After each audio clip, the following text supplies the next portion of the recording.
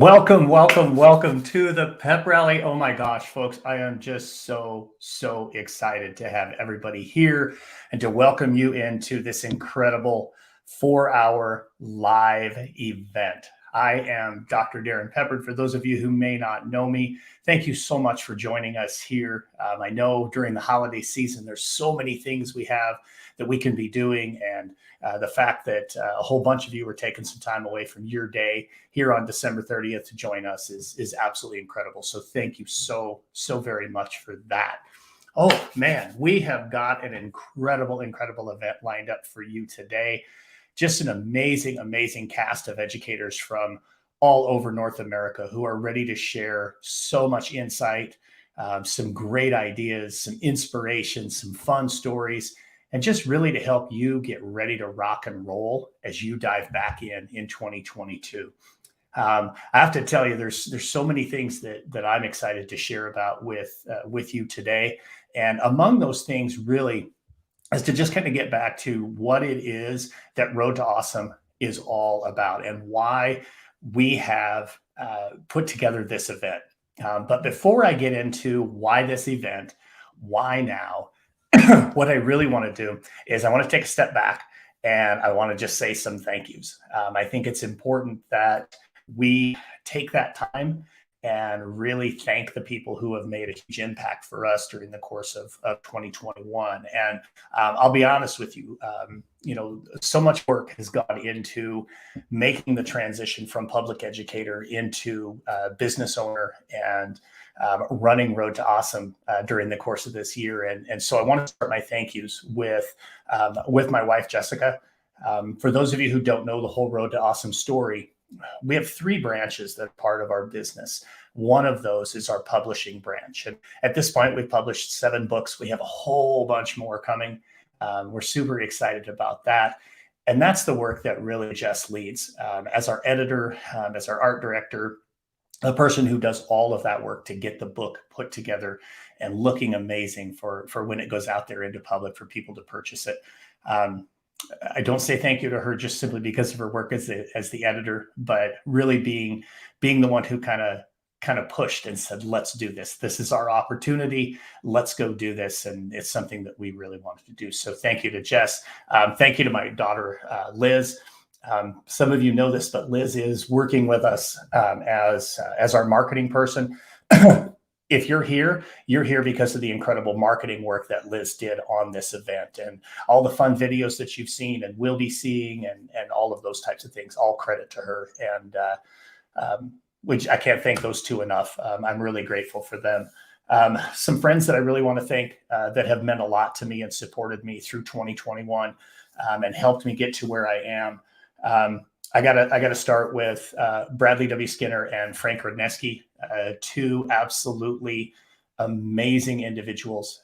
Yes, I do the Empower Half Hour with them, but I think they would tell you too, the Empower Half Hour is just something fun the 3 of us do. Truly, the relationship goes back many years. Bradley can share the story at some point with folks about all the things that he and I have as part of our history, with me being a principal, him being a teacher in the building. And then Frank, I've known Frank for probably 15 years and just an incredible human being and somebody who inspires me each and every day to continue to be better. Brandon Beck, dude, I can't tell you how much I appreciate you, the work we're doing together to coach and grow leaders. Man, it's impactful and it's important, and educators need that. And you continue to push me. I appreciate you so very much.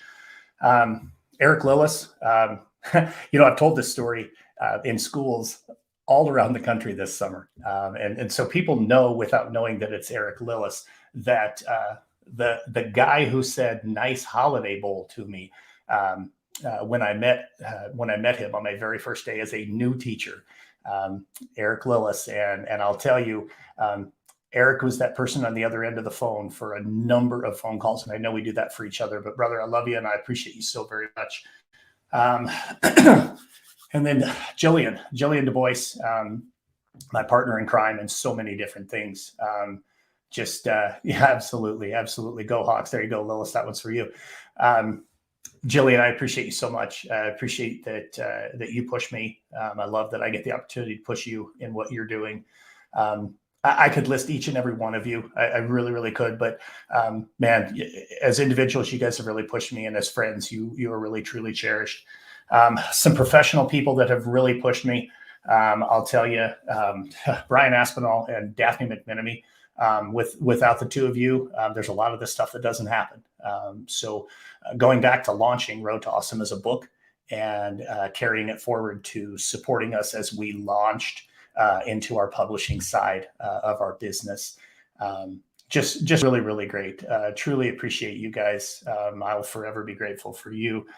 Jeff Gargas and the Teach Better team, but Jeff in particular, just the amount of support and helping me understand the business side of this. Here's one thing that I think a lot of people don't realize is when you make this leap and you start doing this work, the leadership stuff and the education stuff, I got that. How do you run a business? There's so much learning that goes into running a business. And I just really appreciate that Jeff has been there to support me through that. Tom Cody, an awesome partner, somebody that I'm going to share with you guys in just a little bit. We'll have the opportunity to do a little bit of work together. But Steve Wolf, who honestly, there's quite a few people here that I'm connected to because of my relationship with Steve Wolf, and another one of those individuals who just means so very much to me. Man, there's so many of you that we've connected with over the course of this year. And built relationships with and gotten to know on a much deeper level. And I'm so grateful to each and every one of you. The 20 plus authors with Road to Awesome, each and every one of you are just absolutely inspiring to me. So many of you are going to have an opportunity to share some of your work today. And folks, I'm so fired up that you get a chance to listen to them share their expertise. That kind of takes me into a little bit of maybe some of the Road to Awesome story. What a lot of people don't know is that at Road to Awesome, we're not just a publisher. In fact, publishing is just one of the three branches of what we do. In truth, our mission at Road to Awesome is to cultivate leaders. It's cultivating leaders by elevating voices and promoting positivity.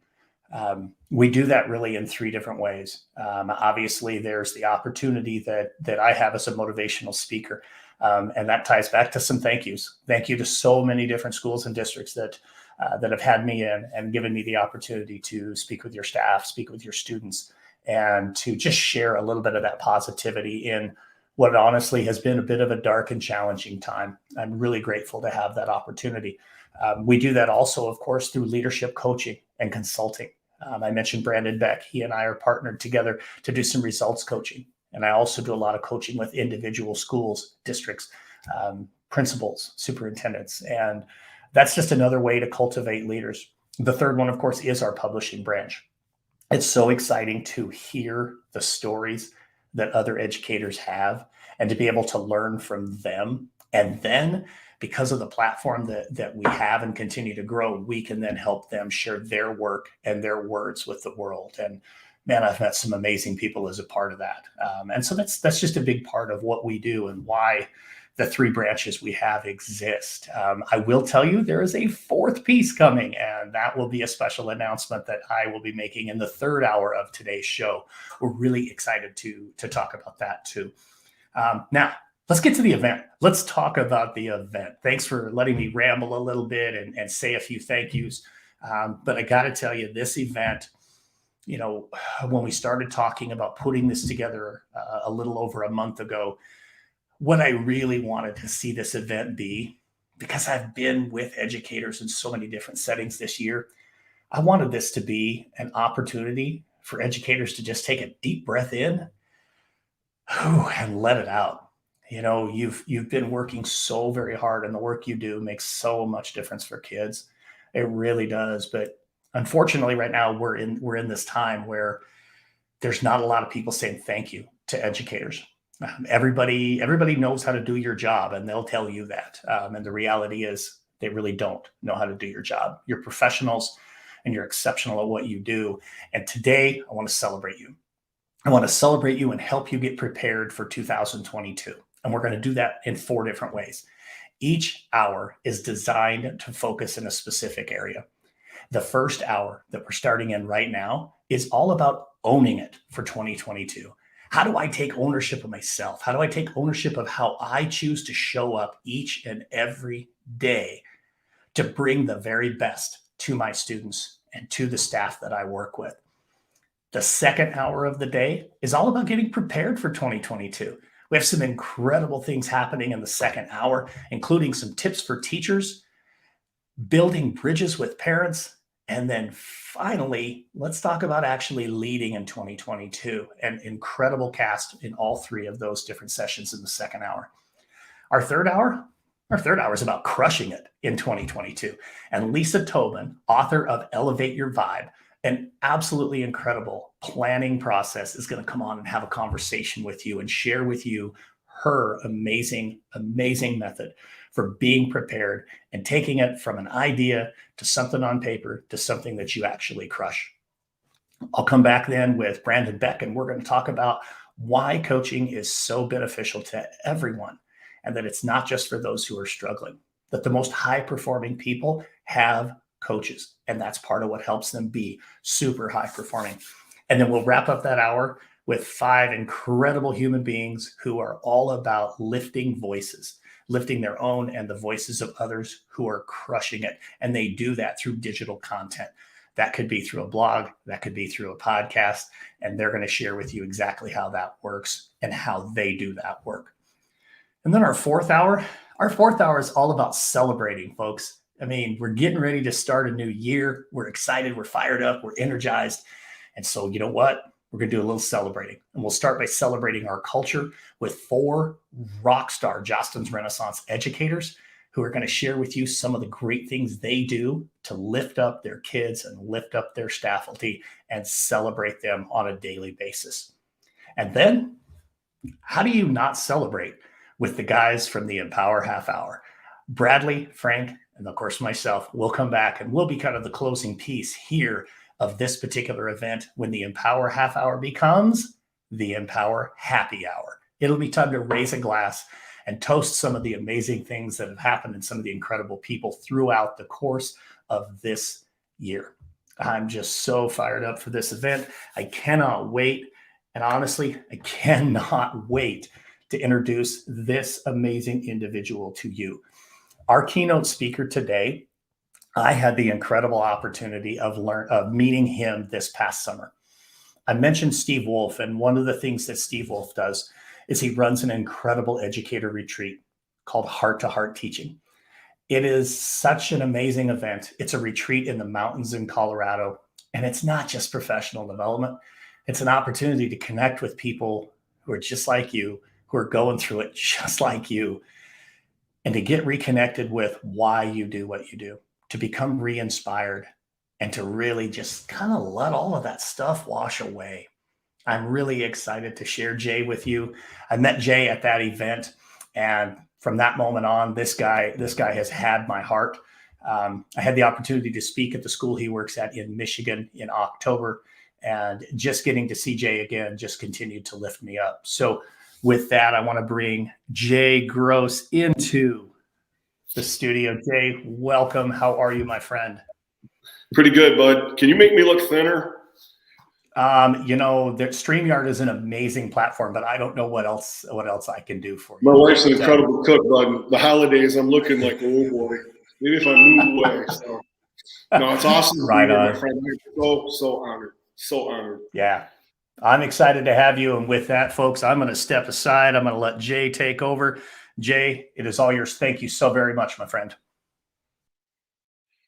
Okay. This is the second time I've spoke virtually because I've kind of ran away from it. I'm more of a people person, staring at audiences across the country, and I love seeing people's reactions, and I like being right in there. But you are literally looking at a crazy man. I'm 57 years old. I taught for 32 and a third years at Shepherd High School. I walked away, and within 34 days, I was back in the classroom because I never left because of the kids.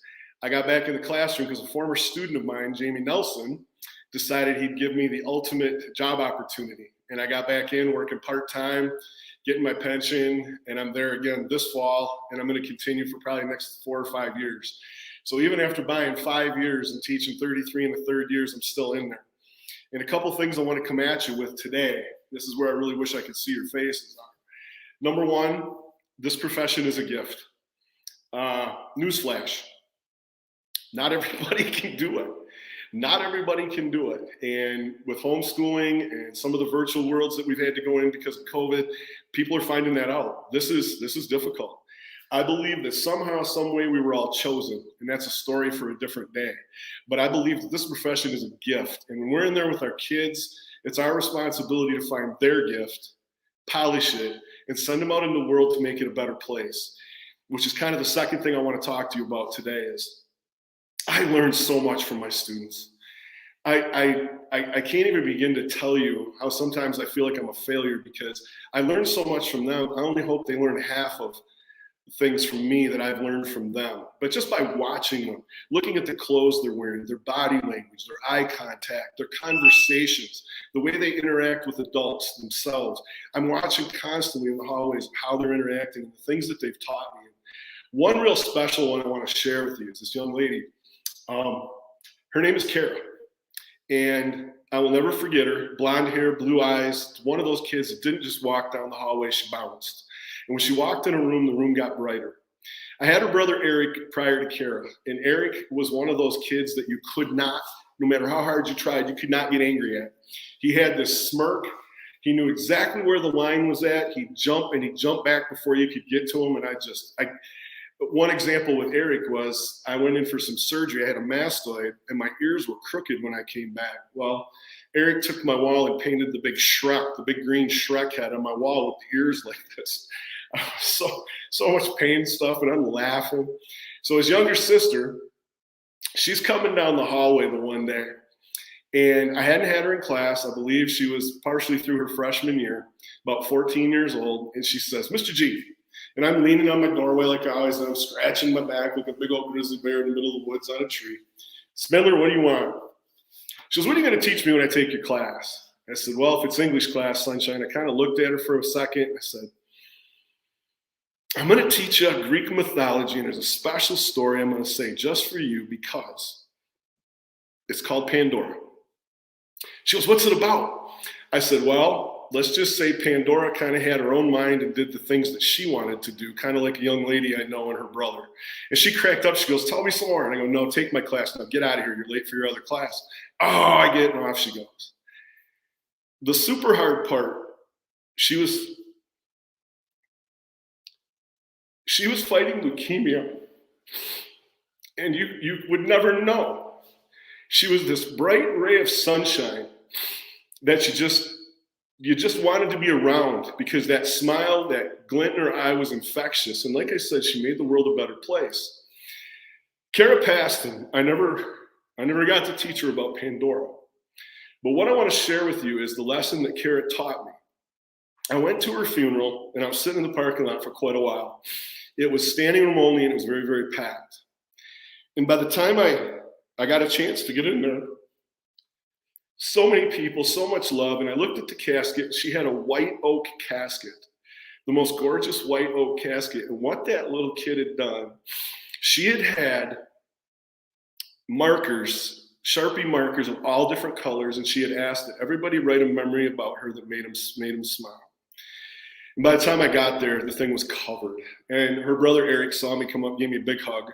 Her dad saw me, gave me a monster hug, a lot of tears. And they walked me kind of to the end of the casket.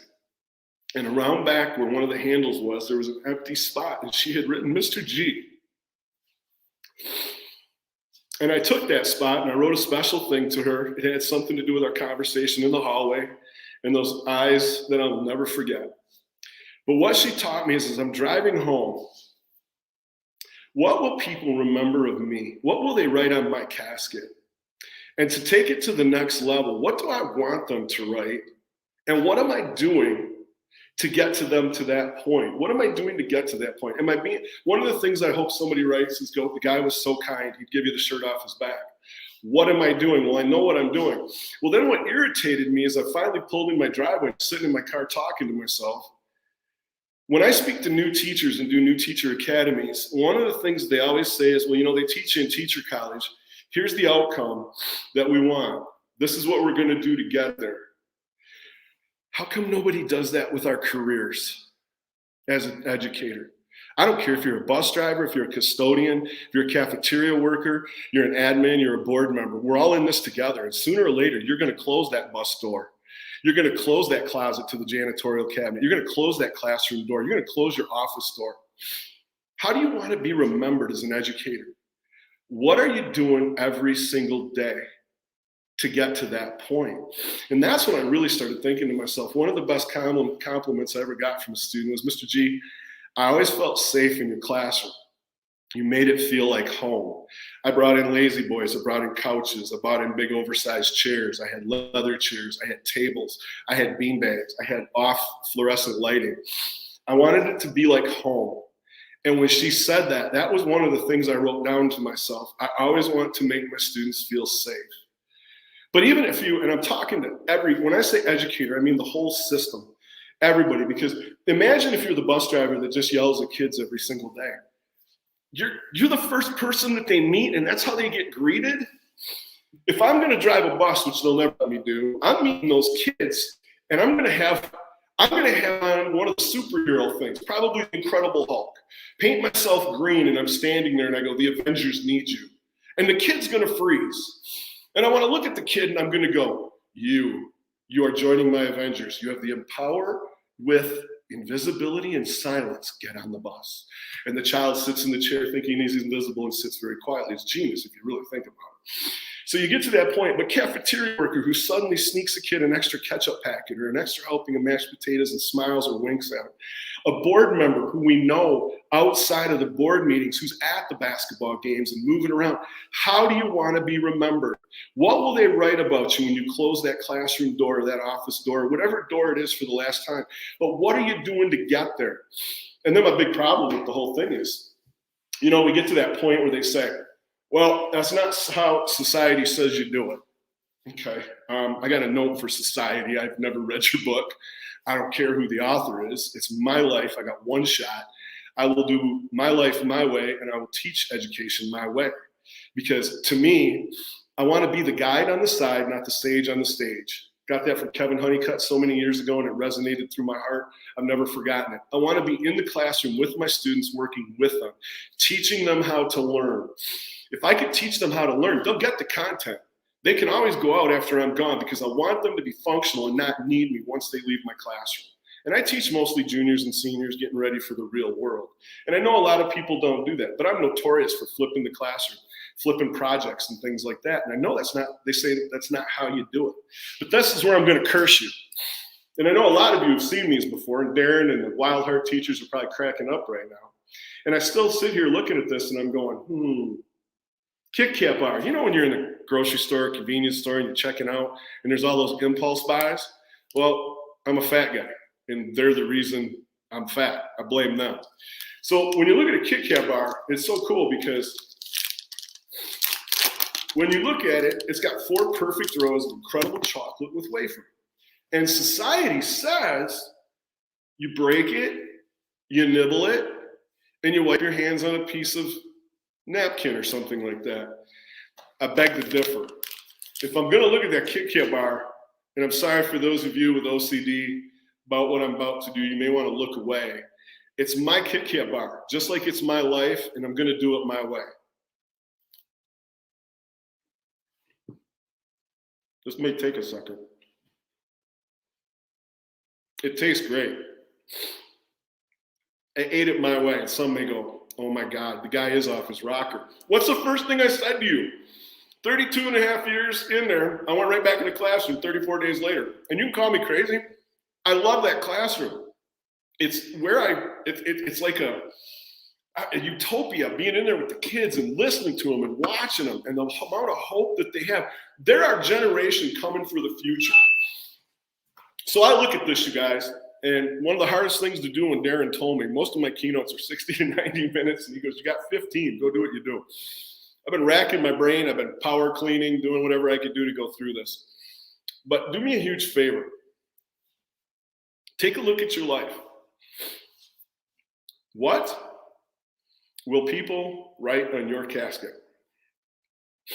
What do you want them to write? What are you doing that would help them feel that way to write that? And then do it with your career. If you're a superintendent, if you're a principal, if you're a bus driver, custodian, cafeteria worker, parapro, when you leave for the very last day, how do you want to be remembered? And what is it you're doing? Are you the educator that when you read and have a survey at the beginning of class that asks them what their favorite candy is, and the kid says Skittles, and you write back, what's your favorite flavor? And they say, I like the purple ones. And all of a sudden you walk by their desk, you can get those little Ziploc bags about this big, and there's 11 purple Skittles, and you just kind of slide it to them. And they go, oh my God, you read it. And that little pick-me-up from that day, can you imagine how that kid feels that they were recognized, that we listened to them? Because sometimes in this world today, they just want to be listened to. You don't think so? Look at all the stuff out on YouTube. Look at all the stuff on Instagram. I don't dwell in the world of TikTok, but when you do, there's people screaming for attention, especially kids. I can do the same thing in my classroom and make it more personal when it comes down to that. I want to be the teacher that listened to my kids. That's one of the things I want them to remember. Sorry. Picturing Kara and how precious it was, because I wish I had that time back. Don't waste time with them, people, because time's the most precious gift that we can give. We knew we didn't get into this profession for multi-millions. We knew we didn't get into this profession for notoriety and fame. And I believe the greatest gift that we can give is time. Darren took a chance on me today. I was so honored. I was so scared I was going to let him down. But I want you to know the fact that you took time to sit here and listen to me today means the absolute world to me. I just wish we could be in person. I wish we could see each other, sit down to lunch, talk, and kind of gang up to help every single student and educator that we've got going in this world, because together we are so strong. We are so strong together. But I just want you to know something. This profession's a gift. You were chosen for some reason.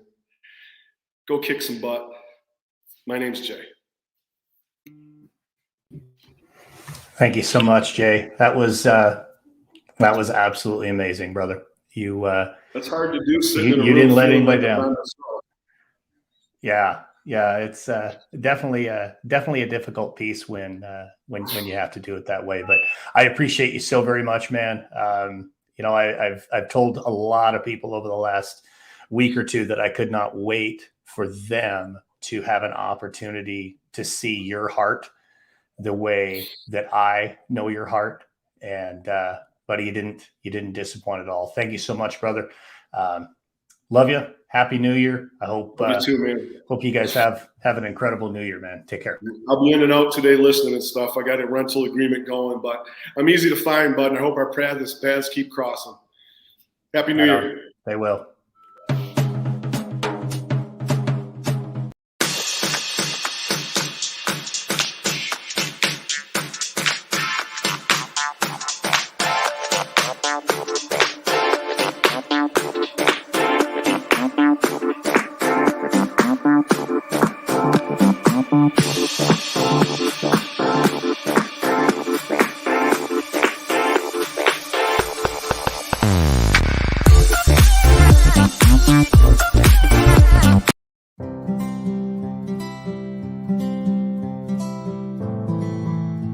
Serve first, lead second. Hi, my name is Dan Wolf, and I'm assistant principal at Cody River Elementary in Pasco County, Florida. And I'm here to talk to you about the importance of serving first and leading second as it relates to servant leadership. Robert Greenleaf once said, "Good leaders must first become good servants." And Ken Blanchard feels we should serve first and lead second. Both are 100% correct. Servant leaders always put the needs of others and the team ahead of their own. For me, Mother Teresa, Nelson Mandela, Dr. Martin Luther King Jr., and Mahatma Gandhi are just a few of the many servant leaders that come to mind. When you think of servant leaders that have affected your life personally, who comes to mind? When I think of those who are servant leaders within my own county, examples like these come to mind that occurred during the pandemic. Staff coming together to help feed our families, handing out tech devices to those in need, and driving through the students' neighborhoods, letting them know that they were missed and, more importantly, that they were loved. Larry C. Spears focused on 10 characteristics or superpowers, as I like to call them, as to what servant leaders possess that I feel are essential in becoming the best servant leader we can be. These 10 superpowers are the power of listening. When we intentionally identify and clarify the will of the group, we are serving while reflecting on our own inner voice. The power of empathy. When we understand the feelings of others through active listening, recognizing other people's special or unique qualities, and their good intentions while rejecting no one. The power of being a healer of relationships. When we work to strengthen the relationship with others and with ourselves by looking for ways in which we can better support each other. The power of awareness. When we understand the issues that can involve ethics, power, and values within a relationship, we are able to view situations from all perspectives so we can truly see the big picture. The power of persuasion. When we remove our positional authority, we help to make the most equitable decision possible while building consensus within the group on the why behind that decision. The power of conceptualization. When we nurture our ability to dream great dreams beyond the day-to-day reality, through stretching the thinking of ourselves and others, we allow for the many possibilities to become the best that we can be while maintaining a sense of self-discipline and practice. The power of foresight. When we have the foresight to see the likely outcome of a situation that may be harder to define but easier to identify, we are able to understand how the lessons of the past, the realities of the present, influence the decisions of the future. The power of stewardship.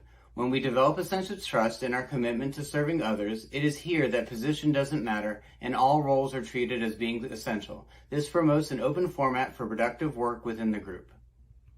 The power of commitment to the growth of people. When we believe that each person we work with and alongside have an intrinsic value, we are committed to their growth both professionally and personally. The power of building community. When we collaborate with others and encourage them to do so within the team, we keep the culture intact and more purpose-driven, while at the same time empowering them through our belief in them as it pertains to their skill sets. When we focus on one or all 10 of these superpowers, we put ourselves on the pathway towards becoming the change we wish to see in the world. As Mahatma Gandhi once said, the best way to find yourself is to lose yourself in the service of others. So let us get lost in serving others today. Thank you.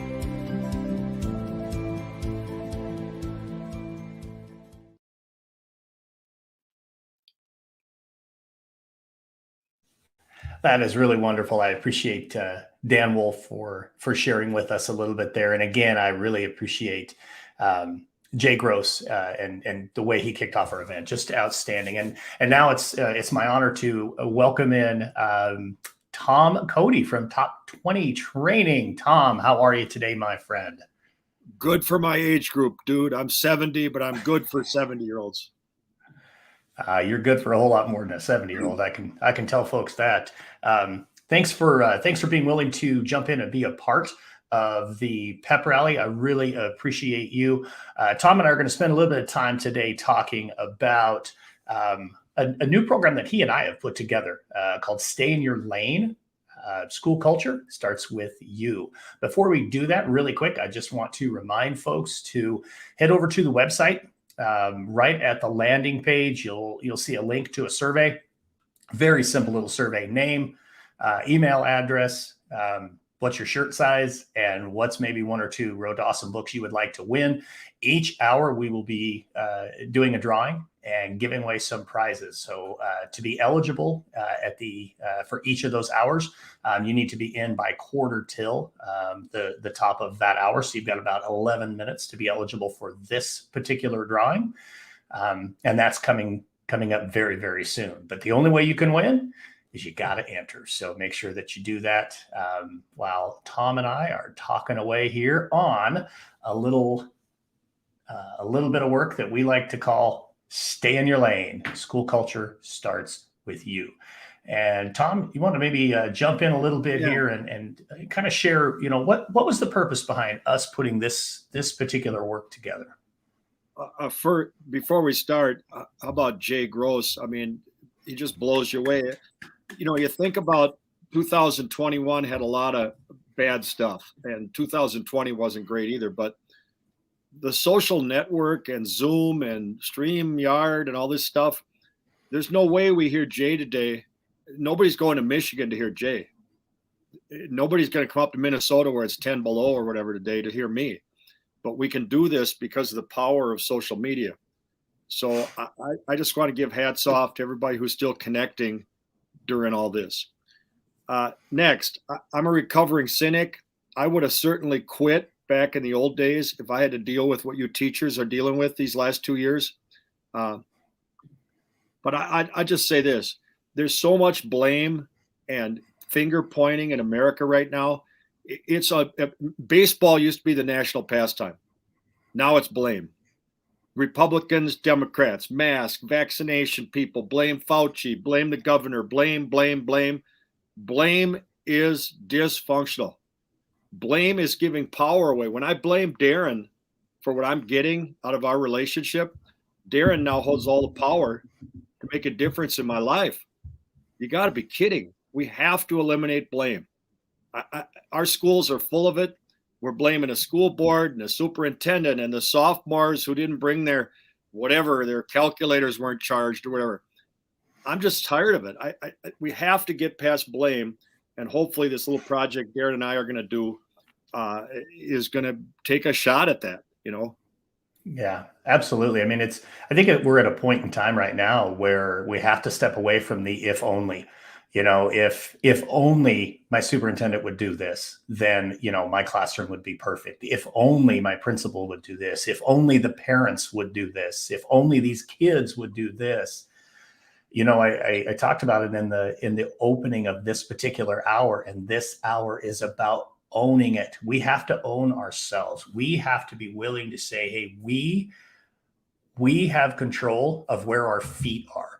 We have control of who we are and how we roll out of bed each and every morning, where we have that opportunity to say, you know what, who do I want to be today? And I don't mean who do I want to be professionally. I mean, as a human being, who do I want to be today? And that to me is what this is really all about. So yeah, Tom, you're absolutely right. Blame is very dysfunctional. And the way that we've designed this is to hopefully get away from all of that so that people are starting to look at things a little bit differently, and maybe looking at the 2022 start, the restart of the school year from January all the way to May or June, whatever they do, as a road trip, kind of like this road trip right here. So in this particular instance, you can see what we're doing on this map is we're going to take a group. And actually, Tom and I are headed to Stafford, Virginia on Sunday. And we will be taking a group from Stafford, Virginia to Disneyland, not physically, but metaphorically, helping them put together how they're going to get there. What does the plan look like? What are they going to do to take control of their journey on that particular road? And of course, it starts with moving away from the blame, moving away from the negativity, starting to think about how can we be positive? How can we focus on the good things and let go of all that other stuff that Tom was talking about? And we'll talk a little bit more about that in just a minute. But it definitely, I think, Tom, the reality that people are faced with is there's probably a little bit of a rough road still ahead of them. It's not just going to be, wine and cheese right away. No, and again, everybody wants the principal or the AP or the superintendent to fix the culture or fix the culture. Oh, the kids don't have their books, or they didn't have. I teach 8th grade boys and they're not prepared. You're lucky they got pants on. The kids, they're goofy. They're 14-year-old boys. You kidding me? So, and you're waiting for the principal to fix your classroom? You got to be kidding. They're trying to order 10 vats of sanitizer still and find a bus driver. There's no subs. You think the principal's going to come down and fix the culture in your classroom? So the project we're working on is a presentation called Stay in Your Lane. Take care of your deal. What are you packing in your car? What are you doing? And the road ahead is rough, man. I mean, your school board meetings have turned into Jerry Springer show. They're crazy people. Everything's negative ahead for you in January through May still. It's not. This job is difficult under perfect conditions that you've undertaken. Just like Jay referred to. These are not perfect conditions. The rough road ahead is going to be, you're going to have more COVID cases, Omicron cases. You're going to have people fighting about masks. That's the deal. And we know driving from Virginia to Anaheim, there's going to be some rough road. Dude, you got to pass through Kansas. That's a long haul, baby. I mean, there's mountains. How's that going in Denver? I mean, we got to figure out how to get over those deals. This is metaphorically what we want to use for you is to just, what are we going to do about that? Well, we're going to drive our car. We're going to figure out what we're going to listen to, drive with, where we're going to refuel, refresh. And I hope we get a chance to share this with you, the big version. But today we'll just give you a couple highlights. Yeah, absolutely. This is definitely the 30,000-foot flyover version of stay in your lane. Definitely something that can be done in, a 3-hour project, could be a 90-minute project, 45-minute project, lots of different ways to do it. But, I think, Tom, you talked about something that's really important right there. And, one of the biggest things that I think about when we prepare for the journey ahead and deflecting all the negativity and that kind of stuff is who is it that you're surrounding yourself with? Just taking a look at this event and all of the rock star educators that are a part of this event, I was very intentional with who I surrounded myself with, and it begins with Jay Gross and the day wraps up with Bradley Skinner and Frank Radnesky. I mean, just incredible people, and all of them in between the same way. We've got to be really smart about who's riding in our car with us. Jay made the reference to driving the bus and telling the kids they've got superpowers. It's all about what is the attitude that you're going to bring to getting in your car. And then be honest with you, who's riding shotgun with you? I mentioned some folks earlier. I mentioned Eric Lillis. I'll come back to him. There were countless phone calls back and forth between the two of us. Of course, the first half of this year, I was still a superintendent in Colorado, and all of those negative challenges that you discussed came up on a daily basis. And so to have Eric riding shotgun, and I know I was riding shotgun for him many, many times too, where I knew when I needed to turn to somebody as my navigator, hey, help me get through this. Each and every one of us, and we've got to be really smart about who we are putting in that shotgun seat. And for that matter, who's riding in the back seat? It isn't just shotgun. Who are you letting be part of your car here in 2022? Who are you going to surround yourself with? Because, folks, if you surround yourself with negative people, they are going to suck the life out of you. John Gordon calls them energy vampires. And they're the people that you need to kick to the curb. Let them go get in somebody else's car. You got to take care of your car. Let them take care of whatever it is they want to do. But surround yourself with people who lift you up. Put people in your car who are there to help you be the best person you can be and not to suck energy away from you. Yeah, backseat drivers, we got a lot of them. Everybody in America right now knows how to teach better than you, if you're listening. Everybody knows how because they were students. So that makes them think they can teach. Not everybody can teach, like Jay said. The key is you're not going to lose your job no matter how bad you are this year because nobody wants your job. You can't find a sub anywhere. Everybody, we don't have any subs. Neither did the New England Patriots. Nobody's got subs. When the subs go in, it's trouble. What's the deal? Listen to who burnout. Everybody's telling me they're burned out this year. Hey, burnout has nothing to do with age. I am 70 years old. I am not burned out. Hang out with me for an afternoon. We're going to have some fun. I was burned out at 28. I was really fried at 33 because I hung out with negative people in my front seat. It's who you're with. You're going to eat lunch with that guy from chemistry that tells you how many days are left in a school year in October. You're going to be burned out hanging on that guy. Be careful who gets in your car. Quick story. Farah is listening and Val is listening. They got in the car. They're strangers. And they took a Thelma and Louise road trip last year to meet us in Colorado. Talk about getting in the car with a stranger and driving over the mountains in the desert. That's riding shotgun, is picking somebody who believes in what you believe, that's who you want to ride with. Absolutely. You know, and just seeing those two get out of the car together. I mean, it was the Thelma and Louise picture. I mean, it really truly was. They were wonderful to see when they showed up, and you know, it was fun to spend time with both of them and to get to hear some of their stories from the road, because they had this opportunity. In fact, you know, Farah, I've got Farah's comment up here on here. I'll share this real quick. Farah, I remember her saying that her mom was wondering if maybe she was running off to join a cult, because, you know, here she is getting in this car with somebody she doesn't know to drive to the mountains of Colorado. And, you know, I know Farah's mom was concerned she was joining a cult. She wasn't. She really wasn't. And Farah had a wonderful time with us so much. And Farah, we love you 100% too, without question. But, you know, here's the thing. Go ahead, Tom. Go ahead. No, it is a cult. It is a cult because we're outnumbered. The few people who are left holding educators up, the few people like Steve Wolf, who's trying to do something for teachers in the summer at Wild Heart Teacher, it is kind of a cult. We have to remember we're outnumbered by the negative people. And so we have to speak even louder. We got to make the positive.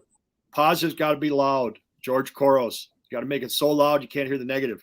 That's what we're trying to do today, is lift you people up. And it's getting to be a small group, but we got each other. It is. But, you know, we've got a nice group with us today, and I'm gonna take right off of that with another piece that we talk about in Stay in Your Lane, and that's what's on your playlist. You know, I'm sure when Farah and Val got in the car together in Southern California, probably one of the things they had to talk about was what do you want to listen to on the radio? Folks, it's the same thing as we dive into 2022, right? What are you going to listen to? You know, and I'm not talking about, are you listening to podcasts? Or are you listening to Hair Nation, Eric Lillis? Are you listening to, you know, 90s on 9 or whatever you're listening to? I'm talking about, what is it you're choosing to listen to? You know, you guys have all been a part of this, the staff meeting after the staff meeting, you know, the one out in the parking lot, where exactly the things that Tom is talking about, you know, if only my principal would do this, or, you know, they have no idea what it's like to do that. You know, when you get to be a part of those conversations, you get to make a choice right there. You know, do you want to dive in and continue to stir up the negatives, you know, kind of like a tornado? I know Tom will probably talk here in a second about tornadoes, but, you know, you can continue to spin that, and you can continue to listen to it, or you can choose to listen to the things that are going to keep you positive. They're going to help keep you lifted up, because, man, like Tom said, the work you're doing right now is so hard. And just putting that extra weight around your neck of listening to negative people and listening to, you know, all the stuff that's out there on TV constantly. You know, yeah, we've got all this, you know, anti-mask, anti-vax, or pro-mask, pro-vax. I don't care where you land on either side of that. That's not what this is about, but it's noise. It's all this noise that keeps us from staying focused on the job at hand, the job that Jay talked about, the job that what people will write about you when your time comes. You know, that's what we need to be listening to. We really got to focus on that more than anything.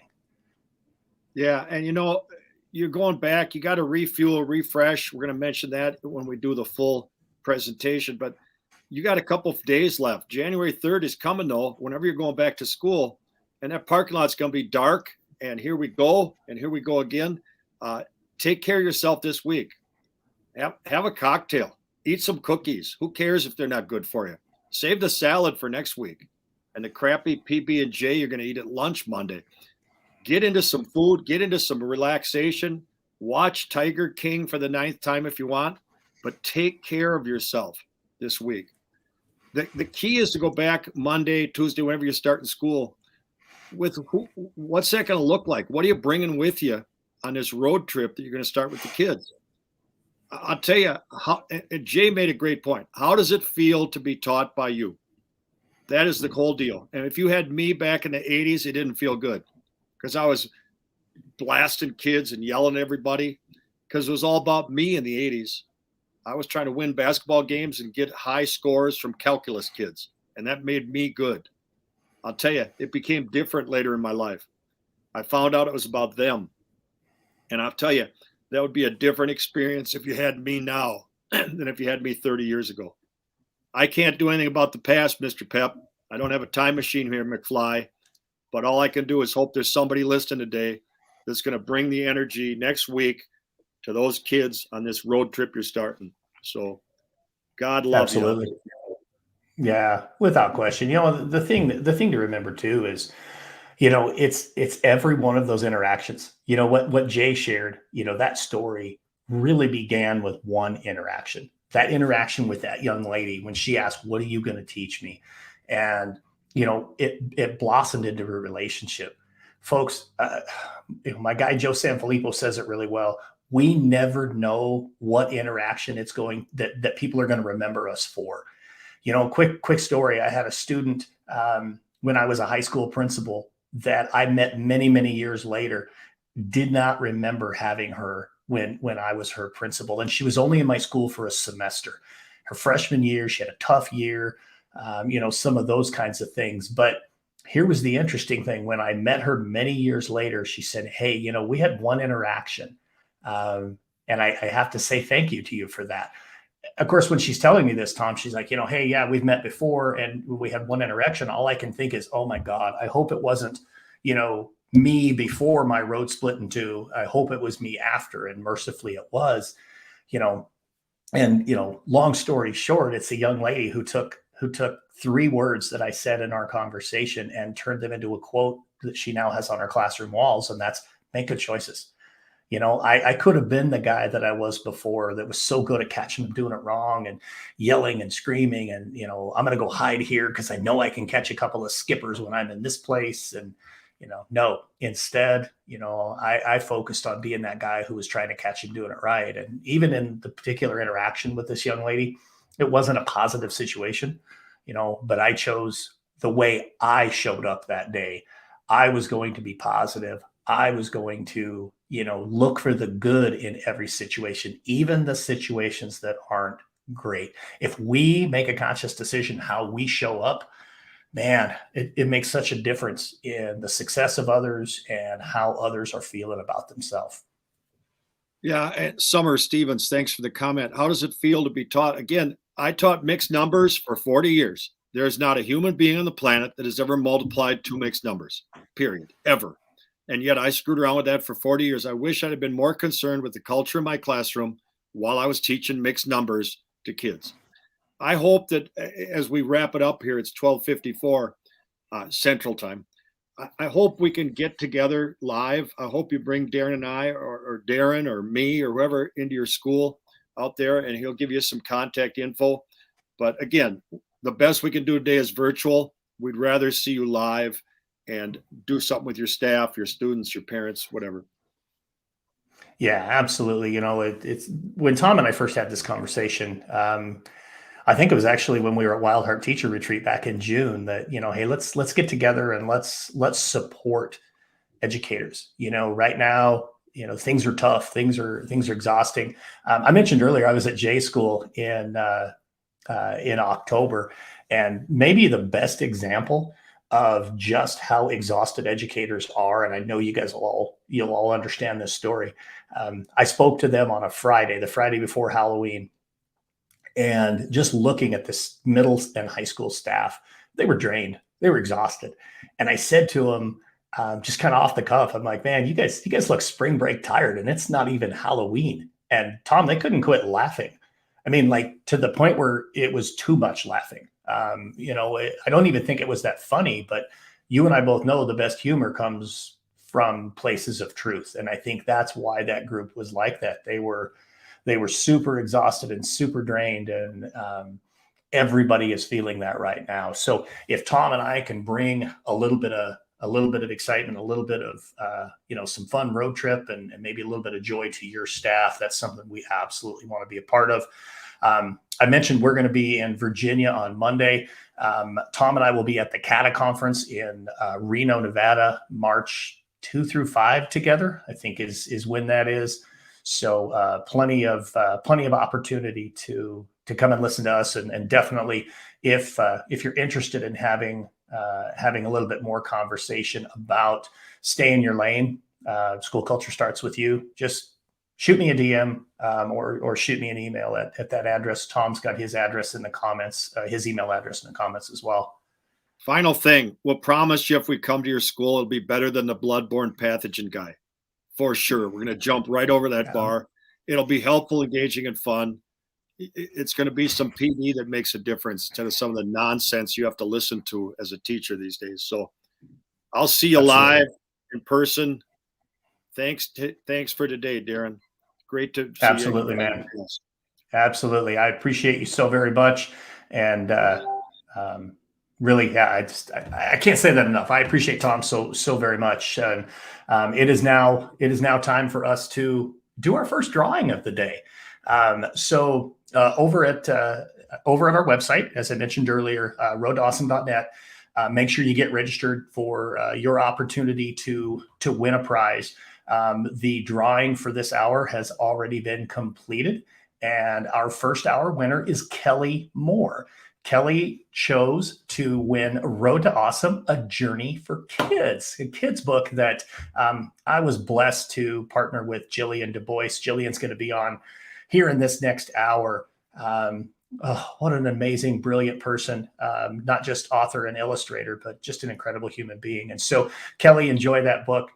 We're grateful that you're here and that you're a part of this. You don't have to be present to win, folks, just so you know. Once you get in there and get registered, that's your opportunity to get yourself in the drawing. So that's kind of how that works.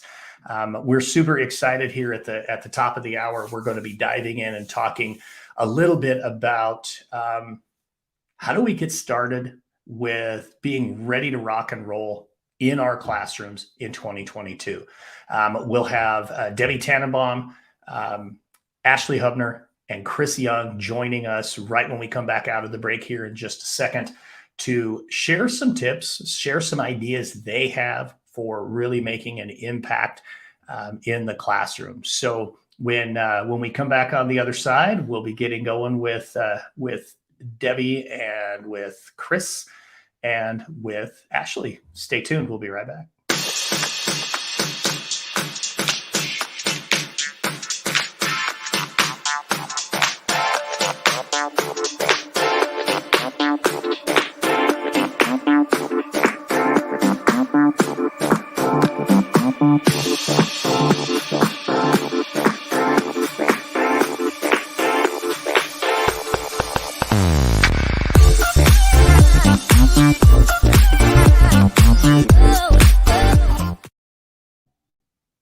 So I got to ask, what do you think of this new logo? A little something different for us. We're not leaving the Road to Awesome logo behind.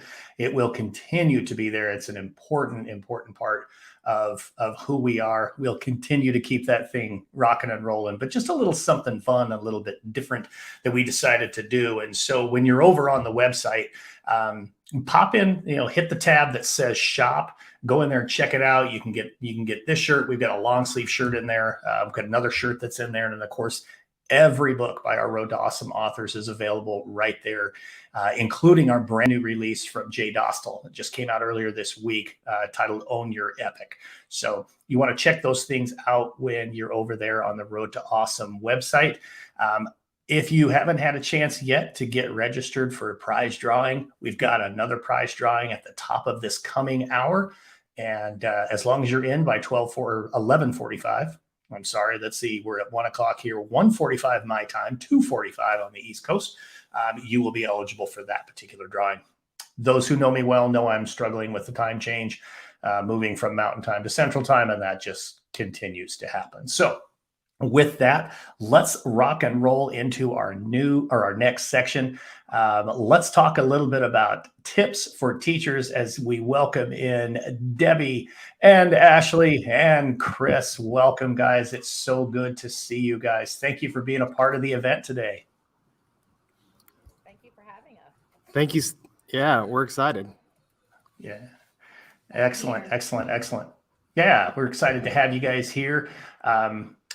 for those of you who don't know these three individuals, I'll tell you that they are very inspiring educators, really just rocking things that are out there.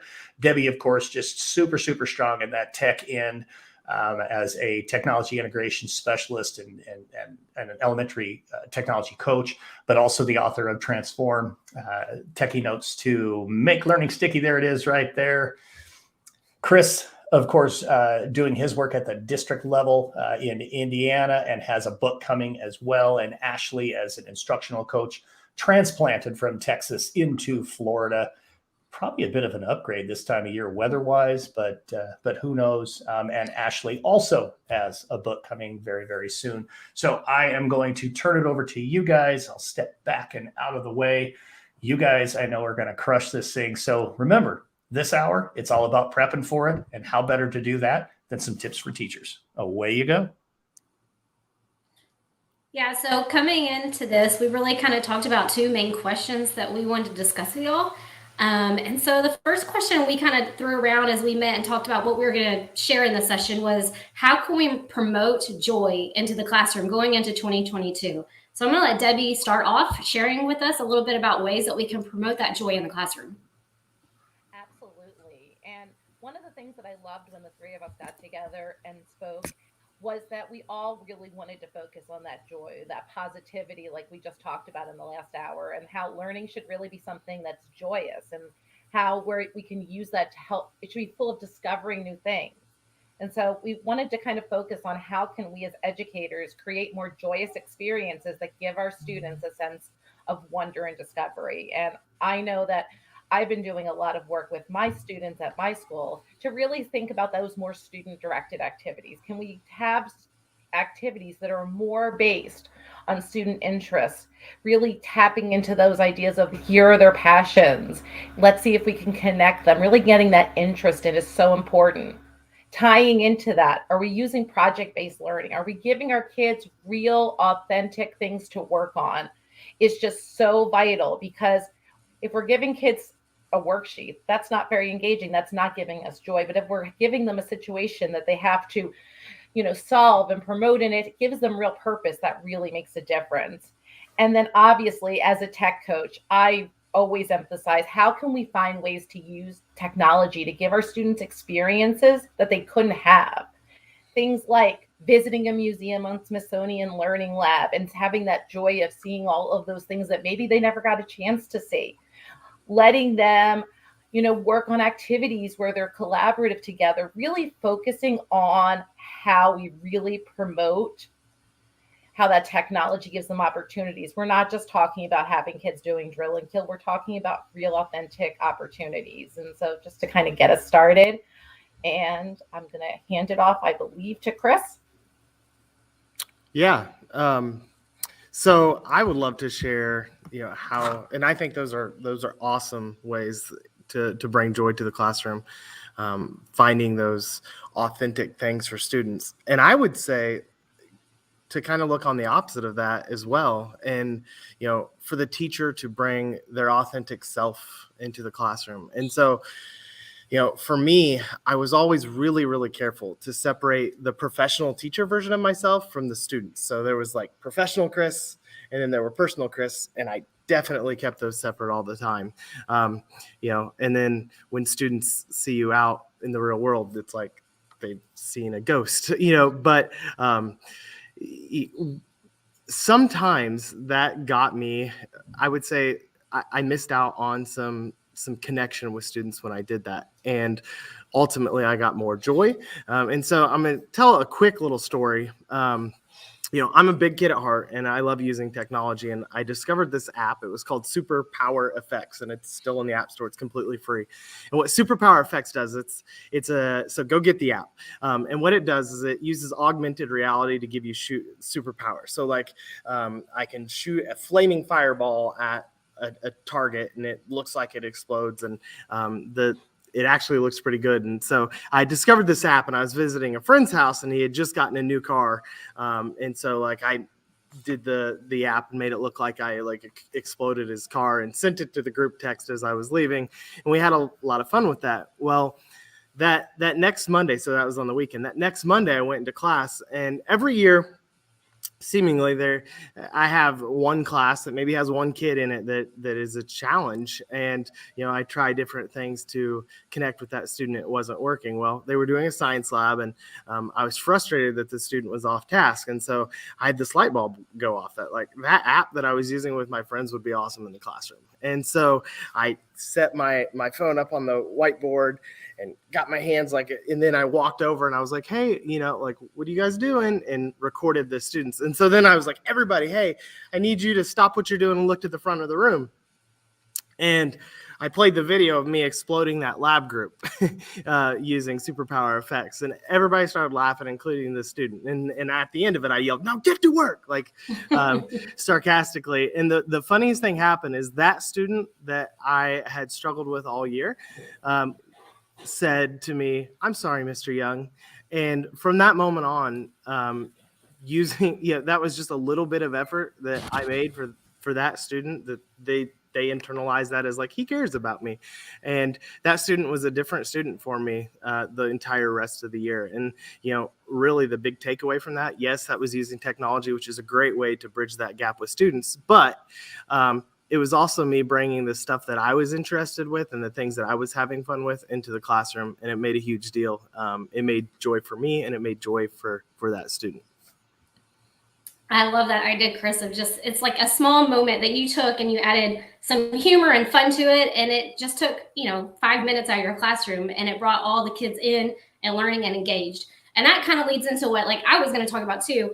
Working with a lot of brand new teachers, I often kind of train them or train the coaches that are working with them about Kelly Connor's cycle of change. I don't know if you've heard of that, but it's about the emotional cycle that people go through a time of change. And it's very similar to what new teachers go through their first year teaching.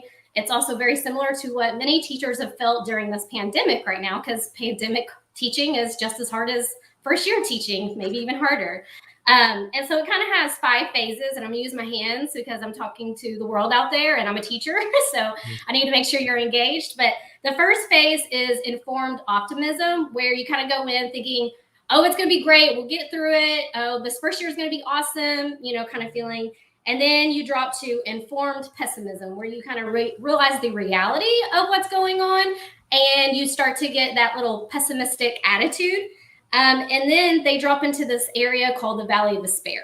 And I think that's an area that many people are in right now or are experiencing. I hope we're coming out of that. The next phase is informed optimism. I hope we're in that informed optimism phase where we've dealt with the pandemic now for almost 2 years. We know what's going on. So let's put on our boots and let's go, and let's do what we can with it. And then finally, that success and fulfillment is what we hope that at the end of all of this that we feel, that I hope you feel at the end of the 2022 school year. But really, that Valley of Despair, that's a hard place to be in. And I remember when I was in that place at a moment of time in my work life, I gave myself joy with small moments. I told myself, today I'm going to take a walk with my family. Tonight I'm going to paint my toenails. Tomorrow I'm going to sit on the porch and have me a glass of wine. And all of those little small moments gave me joy in my life at that time. And so I thought, why can't we bring that into the classroom? Why can't we give students those small moments of joy to look forward to all the time? It doesn't have to be the holiday season. It doesn't have to be homecoming. It doesn't have to be Valentine's Day. We can bring them joy and fun and laughter anytime, any day during the week. It doesn't have to be a special time. So in a bit.ly that Chris is going to talk about a little bit later, he's going to share some digital resources we have for y'all. But there is a 50 examples of ways to bring joy in the classroom. And I want to highlight one of them. One of them is themed days. My favorite second grade team in Rockwall, Texas, started a Wear It Wednesday. On every Wednesday, they went with some kind of themed day, of whether it was something they were learning in the classroom or something that had to do with a national holiday, where it was like National Turkey Day, where some turkey feather hat or whatever. They came up with a theme day so that every Wednesday the kids had that to look forward to and knew that they could dress up, because who doesn't love to dress up? Halloween is the best holiday other than Christmas, right? So let's just find ways to bring small moments of joy into the classroom to excite our kids about learning. Love that. So what was our second question, Chris, that we were going to talk about? The second question was, I wasn't prepared to bring that up. Sorry. But There's the Bitly. If you see it down there on the banner, the Bitly has our little resources in there. Darren brought it up for us. It was, how can we focus on progress rather than learning loss? Yeah, I'll start this one off too. Dr. Tracy Severns, I don't know if you've ever had a conversation with her, but recently on a podcast, she really brought up a good point about what kind of data are we measuring? Are we measuring this assessment data, or are we measuring the smiles we see in the hallway, the amount of participation that we have during class? One of my favorites is when you get that writing prompt that says, what's your favorite thing about school? And every kid writes about you as their favorite teacher. Like, that's the kind of data we need to be looking at and making sure that our kids are loving class and that they're engaged and having fun. If they're not engaged and not loving what's going on in the classroom, they're not going to learn. So if we want the learning to come, we have to make sure that the relationships are there and that we're paying attention to that other data that needs to really be focused on right now. There was a principal in New Orleans, and I can't remember his name, but he recently said on a podcast that after a hurricane hit their town and almost destroyed the whole town and the whole school, when they finally got back into the building, the first 9 weeks of the school, they spent building relationships with the students, figuring out what the school was going to look like in this state, and really working on the SEL component with the kids. And by the end of the year, he said that his campus had the highest scores out of all the campuses in that area. And it's really because they stopped and took time to build those relationships and make sure that the students were in a safe environment and ready to learn so that they could learn. Chris, didn't you have something about smiles you wanted to share? Yeah. So when we, and Debbie talked about when we first met and got together and was talking about this was also organic, but you mentioned, are we measuring the smiles? And, this was an absolute passion of mine because I've seen schools from all over, that are doing PLCs and they're looking at data, but this data, while it's important, is kind of an autopsy. And so what teachers do is they look at this big assessment, maybe it's a NWA test or a unit exam, and ultimately the next day they're moving past that. And so, yes, we looked at data and we found out what kids didn't know, but we've now moved on and we've not done the things that we need, throughout. And so I was talking with a teacher, and it was not in my district, but it was a teacher that was frustrated with the data that they were looking at. And they asked the question, how do you measure a smile?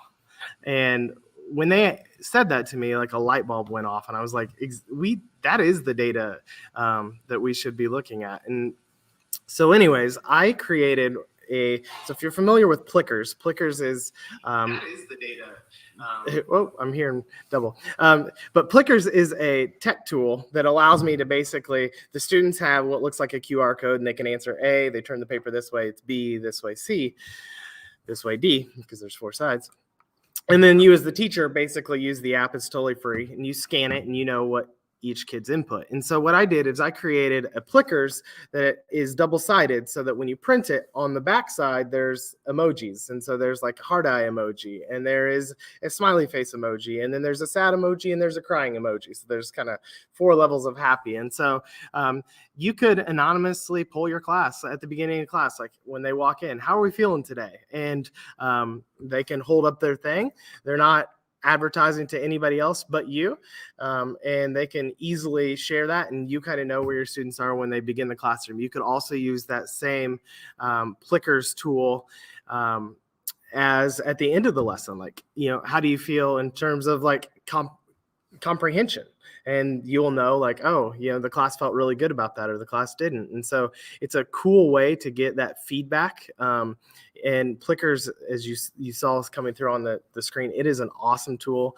It is a non-tech way for the students, because literally it's just paper and you're using the tech. And so really, really cool. And that double-sided Plickers that I was talking about, we've shared it with you along with Ashley's 50 tech tips. If you go to bit.ly/RTA tech tips, that has got a Google Doc and it's got a link to my It's got a link to my Plickers that I created, and it's also got a link to the 50 ways to find joy that Ashley was talking about. And so, yeah, Ashley, you were talking about they started with the SEL approach. Start slow to go further. And really focus on your students and what they need and how they learn best, and that will pay dividends at the end of the school year. Okay, well, I guess I'm going to kind of wrap us up with some ideas on how we can focus on progress rather than learning loss. I think it's so important. We came back and there was a lot of focus on what we can versus we can't do. But yes, we can focus on what kids have lost and what we can't do, but we also can focus on what we have now. I know that at the beginning of the school year, I was one of the people who was greeting students as they walked in the building. So much joy as students are getting to connect again. Students are getting to be with each other again. So really thinking about focusing, we talked about those small victories, those small moments. They're so important. Thinking about things like having a class meeting where everybody is in the room versus doing it over a screen. I've loved watching the connections with the students in the classrooms.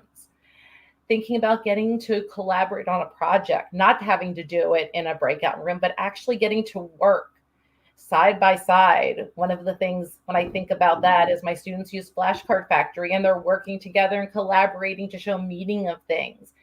Thinking, can we do things like that? Can we give our students ways to build connections, to really build those relationships? We spent a ton of time before the school year started about saying we were going to focus on SEL and really promoting that culture of trust and learning. That isn't just something we do at the beginning of the school year. That's something we can do now, thinking about whether you're doing a New Year's resolution with your students or a one word. I saw online somebody was, I think it was Allison Apsey, was talking about having them make a playlist for the year. Incorporate those activities in, really thinking about what you're measuring, because what we measure really does count. And we can spend a lot of time thinking about what was lost in a system that, to be honest, needed some repair, or we can figure out how can we move forward and really focus on what our students need. They need those relationships. They need those skills to really be successful in the future. And, are we giving them all of those opportunities? Are we making sure they have time to collaborate? Are we giving them opportunities to communicate? Are we having them use their critical thinking and really giving them authentic tasks that are needed for the jobs that we don't even know are going to happen in the future? All of that's really important. And yes, I understand testing is important, but think about what else we can measure. There's so many other things that we can.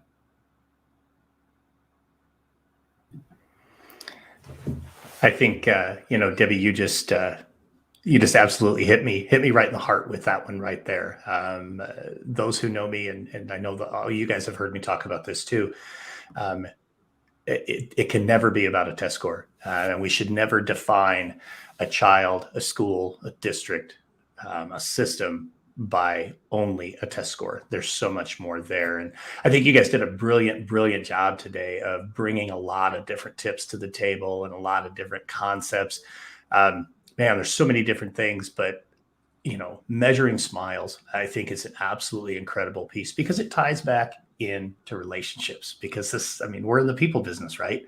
And certainly measuring smiles is a critical thing. So here in your last minute or so, maybe just really quick, go around, 30 seconds or so a piece.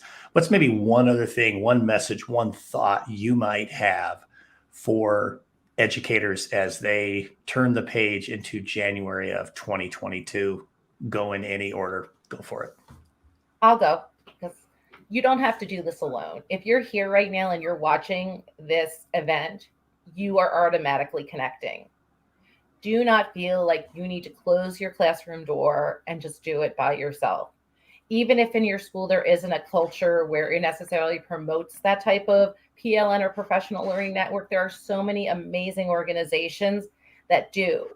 If you're on Twitter, if you're on Facebook, reach out to people. I know that, Road to Awesome has social media on all platforms. Really reach out and see what else is out there, because if you try to do it alone, it's going to be harder. And I know that we talked about earlier, those people who are in your car with you, they really make a difference. I'll piggyback off of that. I chatted in the comments there when I think it was Todd was Cody was talking about the car ride, and one of my favorite quotes is "Sit with the warriors. The conversation is different." I heard that probably about a month ago, and I've really held on to that, because there are going to be educators out there that are negative and that are focusing on the bad energy and the bad things that are happening, and not looking for the optimistic route, or how are we going to be the change and make the difference. So I think really thinking about who you surround yourself with and who do you want to be. I mean, if you want to be that warrior, you have to lead that conversation also. So I think just believing in yourself and knowing that you can do it. I mean, Jay talked about this being a gift to us, in that we are called to this profession for a reason. And if you're not really in this profession for a reason, you don't know your why, you're just doing it as a job, then maybe that's not where you should be. But those of us that know that this is what we were called to do, we need to be the warriors. We need to speak up. We need to bring that collaboration together and help those around us and move everybody forward. All right, Chris, 20 seconds. All right.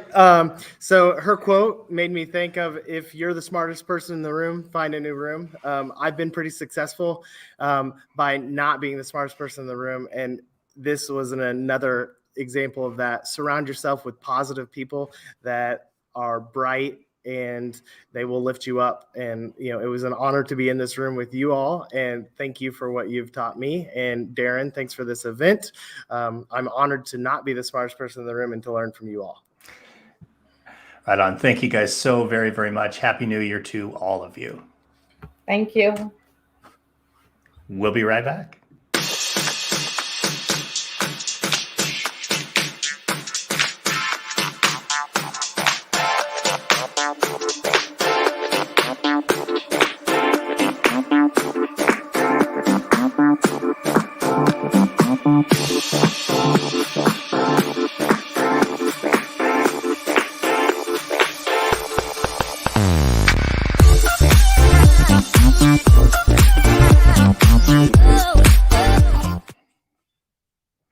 Man, how catchy is that? That is just fantastic right there.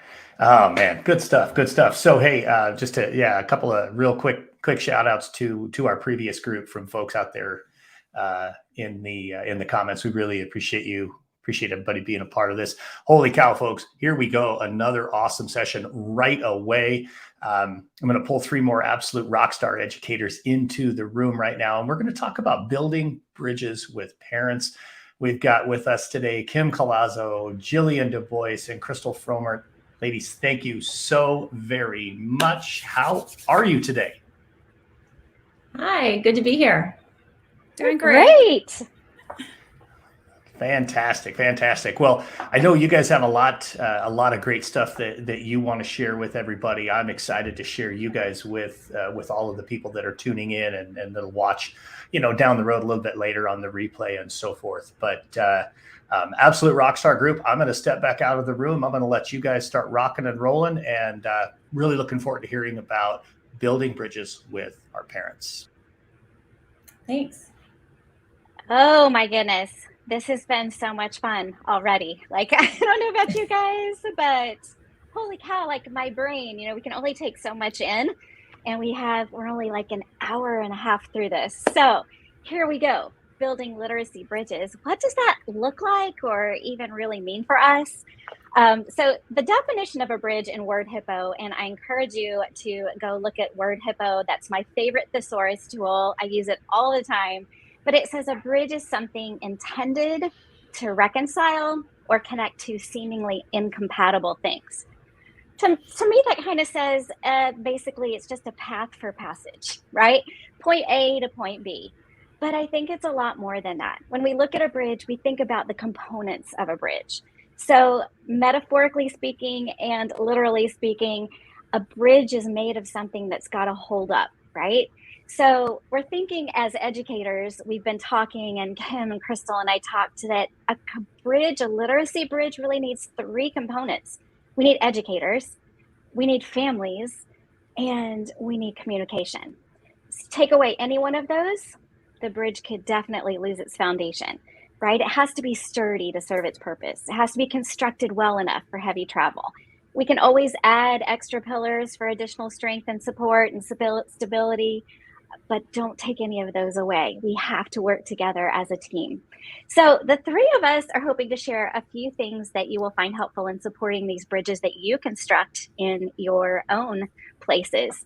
Whether you're an educator or a leader or anything in education, we just hope that you have really get some of these things and kind of can put them to use for yourself. I'm going to start first. And we probably could all name a few books from our childhood that we still treasure today. I pulled one out. It's called Little Bear. It's probably close to, I hate to date myself, but it's close to 50 years old. And I love this book. I've kept it. I passed it down to my son. I use it in my classroom, right? We have those treasures. And books and reading may have even been that catalyst for some of us as we decided on our future careers in education. I love to share the importance of literature and social emotional messages with my students, especially when we can personalize stories to make those text to real world connections for our students and for ourselves. Because really, any book that we take, we can definitely find some little message or some little story that we can connect. Our families are students too, right? Most of the time, the values that we see in children's literature, they extend to readers of all ages. Picture books aren't just for kids.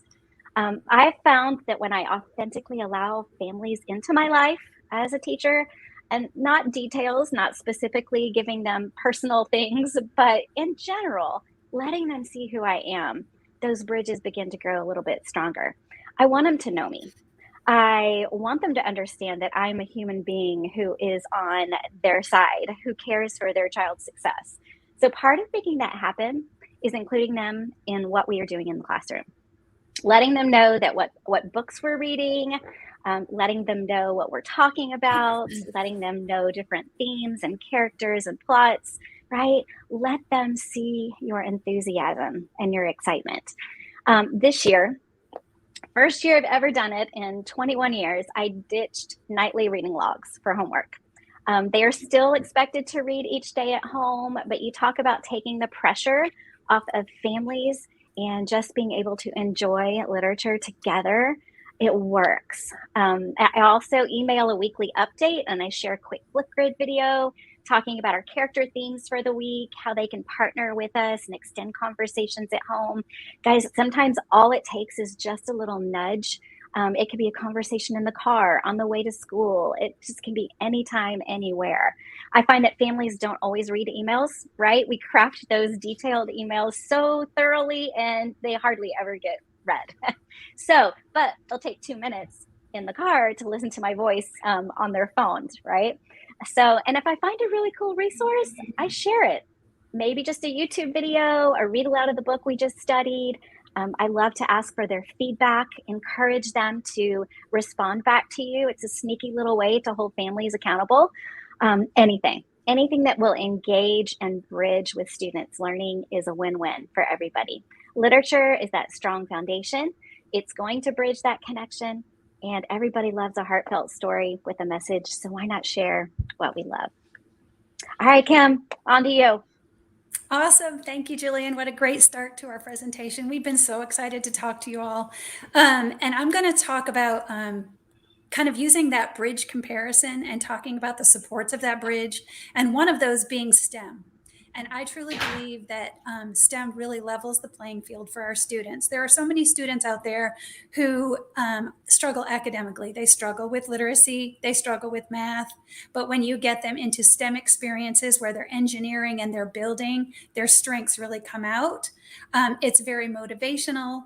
And I believe that literacy can really help make STEM relevant, and STEM can really help make literacy relevant. And what I mean by that is a lot of teachers will ask me, I really want to integrate STEM into my classroom. What is the best way to do that? And how can I get my students excited to take that home to their parents? The best way to do that, in my opinion, is to start with a picture book or some other form of literacy. And so we have, the teacher will then ask me, well, that's great, but I don't have time to read the picture book, talk about the vocabulary, integrate all of that, and then also do the engineering. So one of my best tips is that we have partnered a lot of times with our media specialists. They are like the powerhouses of our schools. And so a lot of times when I tell my media specialists, I'd really like to integrate a picture book having to do with buoyancy, because that's what my kindergartners are starting to talk about. They're doing sink and float. We started off with my media specialist reading a book called Who Sank the Boat during her media time. And so she would pull out lots of other books having to do with sinking and floating and buoyancy and those scientific experiences and words and vocabulary.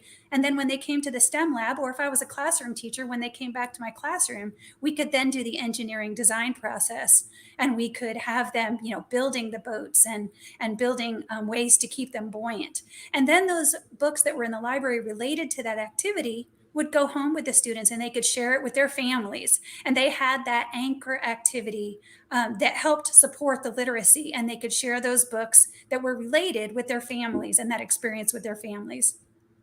Another thing that we've done a lot is partner with classroom teachers. As a STEM specialist, I partner with classroom teachers all the time and work in their classrooms or work in the STEM lab. And they use tools like Class Dojo to get those messages home to parents so that parents can see how we're using literacy and STEM together in the school. We have websites built out that are just related to the STEM projects that we're doing that are linked on our school website so that they can see their kids working in the lab and doing those engineering projects that are related to the stories that they've read. Using sites like Epic and Storyline Online and YouTube channels that we know are strong for those students that don't have books in the home.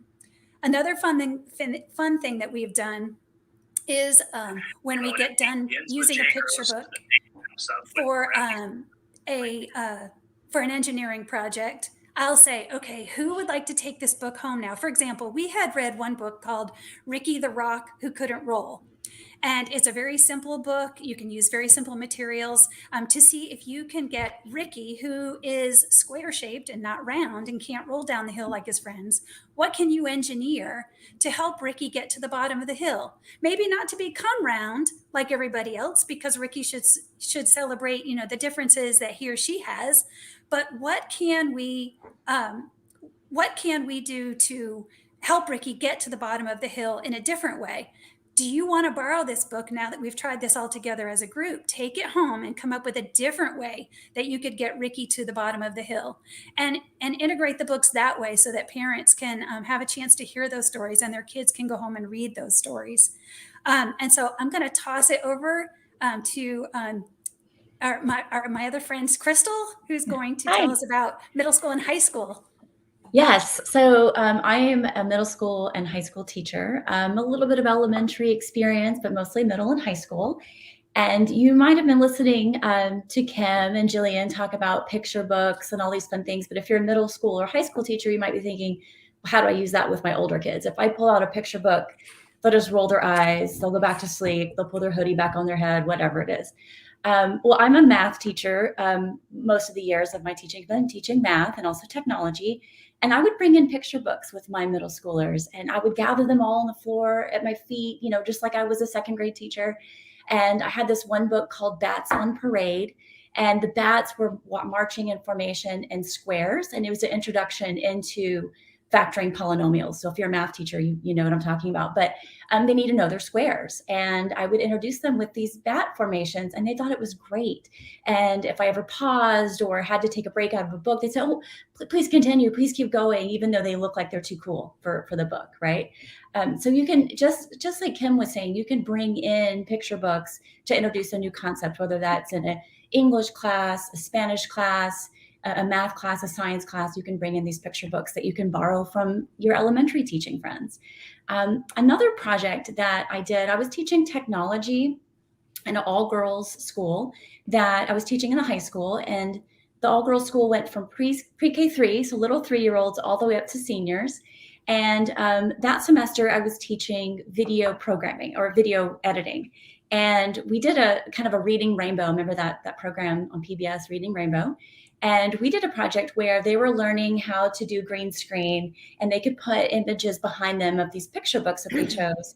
And they would film the they would film the fourth graders reading a book to the first graders. So it was a true cross-divisional project that our kids were doing. So it was high school girls using fourth graders to do the reading, filming this, editing this, and then the first graders were the audience. And this is something, back to what Jillian was saying, you could take these videos and share them out with the community and show parents, this is what we're doing in our school. This is how we're integrating technology and literature. Another project I'd like to share using literature with older kids is my school recently had a books giving event. It was around Thanksgiving, so it was called Books Giving. I wish this was my idea. It was not my idea. It was a genius parent at our school who had this idea. And we had a book fair. Many schools have book fairs. But after our book fair, we encouraged families in our school to take the old books that they did not need anymore, they've outgrown, and we brought them over to a local elementary. We got into a school bus and drove on over to a local elementary school, and our 8th graders read books to the kids at this local elementary school and then left the books there for them to have. It was basically sharing with the community, but also taking the time of sitting in the grass on a blanket, taking the time to read. And some of these 8th graders are, they act too cool for school, but when you put them next to a cute kindergartner with a book, they're really going to come alive. So these are just a few projects that we've done with middle schoolers, with high schoolers, to bring in the children's literature. Some other things you could do are book clubs. Book clubs really work when you give a kid a pass to cut in front of the lunch line. So how this works is you tell them, if you come to book club, you get this pass, which means you get your lunch first, and they just get to show their pass like they're VIP backstage, and they show their pass, they get their lunch first, and then they can head on over to the book club. So that's one way to bribe middle schoolers to be in the book club. And parents can have book clubs too. And if the funds are available, you can maybe get the author of the book to talk to parents on Zoom or something like that. So many options to get 12-year-olds and up engaged in literature. I think that's absolutely fantastic, and something that I know the 2 children's authors on the screen right now do that, where they'll actually come into the classroom, via Zoom or whatever, and do read-alongs with the book. And I think that's a great suggestion, Crystal, for people to help make that connection to authors, and that that they're real people too, and that literature is for everyone. It's not just for the classroom teacher or whatever the case may be. Ladies, thank you so very much for sharing all of your wisdom. Well, not all of your wisdom. You had 15 minutes, and this was just the tip of the iceberg, folks. By all means, all 3 have their Twitter handles on here. Reach out, DM them. 3 just amazing human beings who I know will be happy to extend this conversation and talk with you more if that's necessary. Ladies, thank you so very much. Have an absolutely happy New Year, and thank you so much for being a part of today's Pep Rally. Thank you. Happy New Year. Guys. Bye-bye. We'll be right back.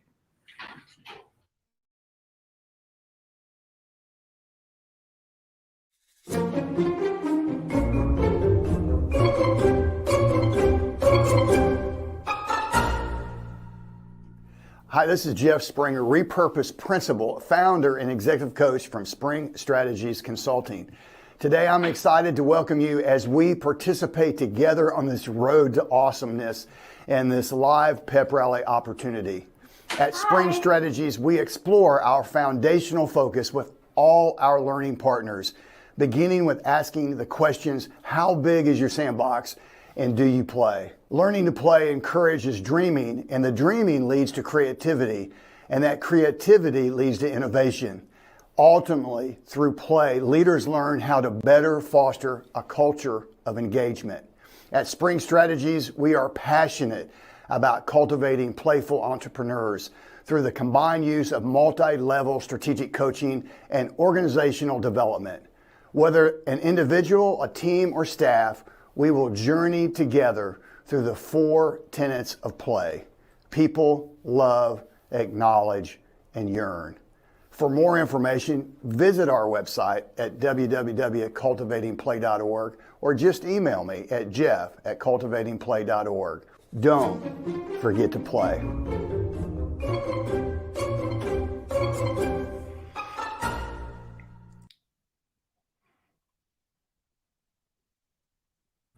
I love that so very, very much. One of the people that we were really blessed to connect with this year, Jeff Springer, very, very much like me. I refer to myself as a recovering high school principal. Jeff refers to himself as a repurposed principal. Just a wonderful, wonderful individual. So, Jeff, thank you for those great words and for the work that you're doing to make a difference out there for people, just trying to get better all the time. One more quick reminder for everybody. The drawing for this hour is 5 minutes away. So get over there, make sure you get registered for the drawing at the top of the hour. We're excited to see who wins the next prize. And I'll be honest with you, we're really excited about this next session.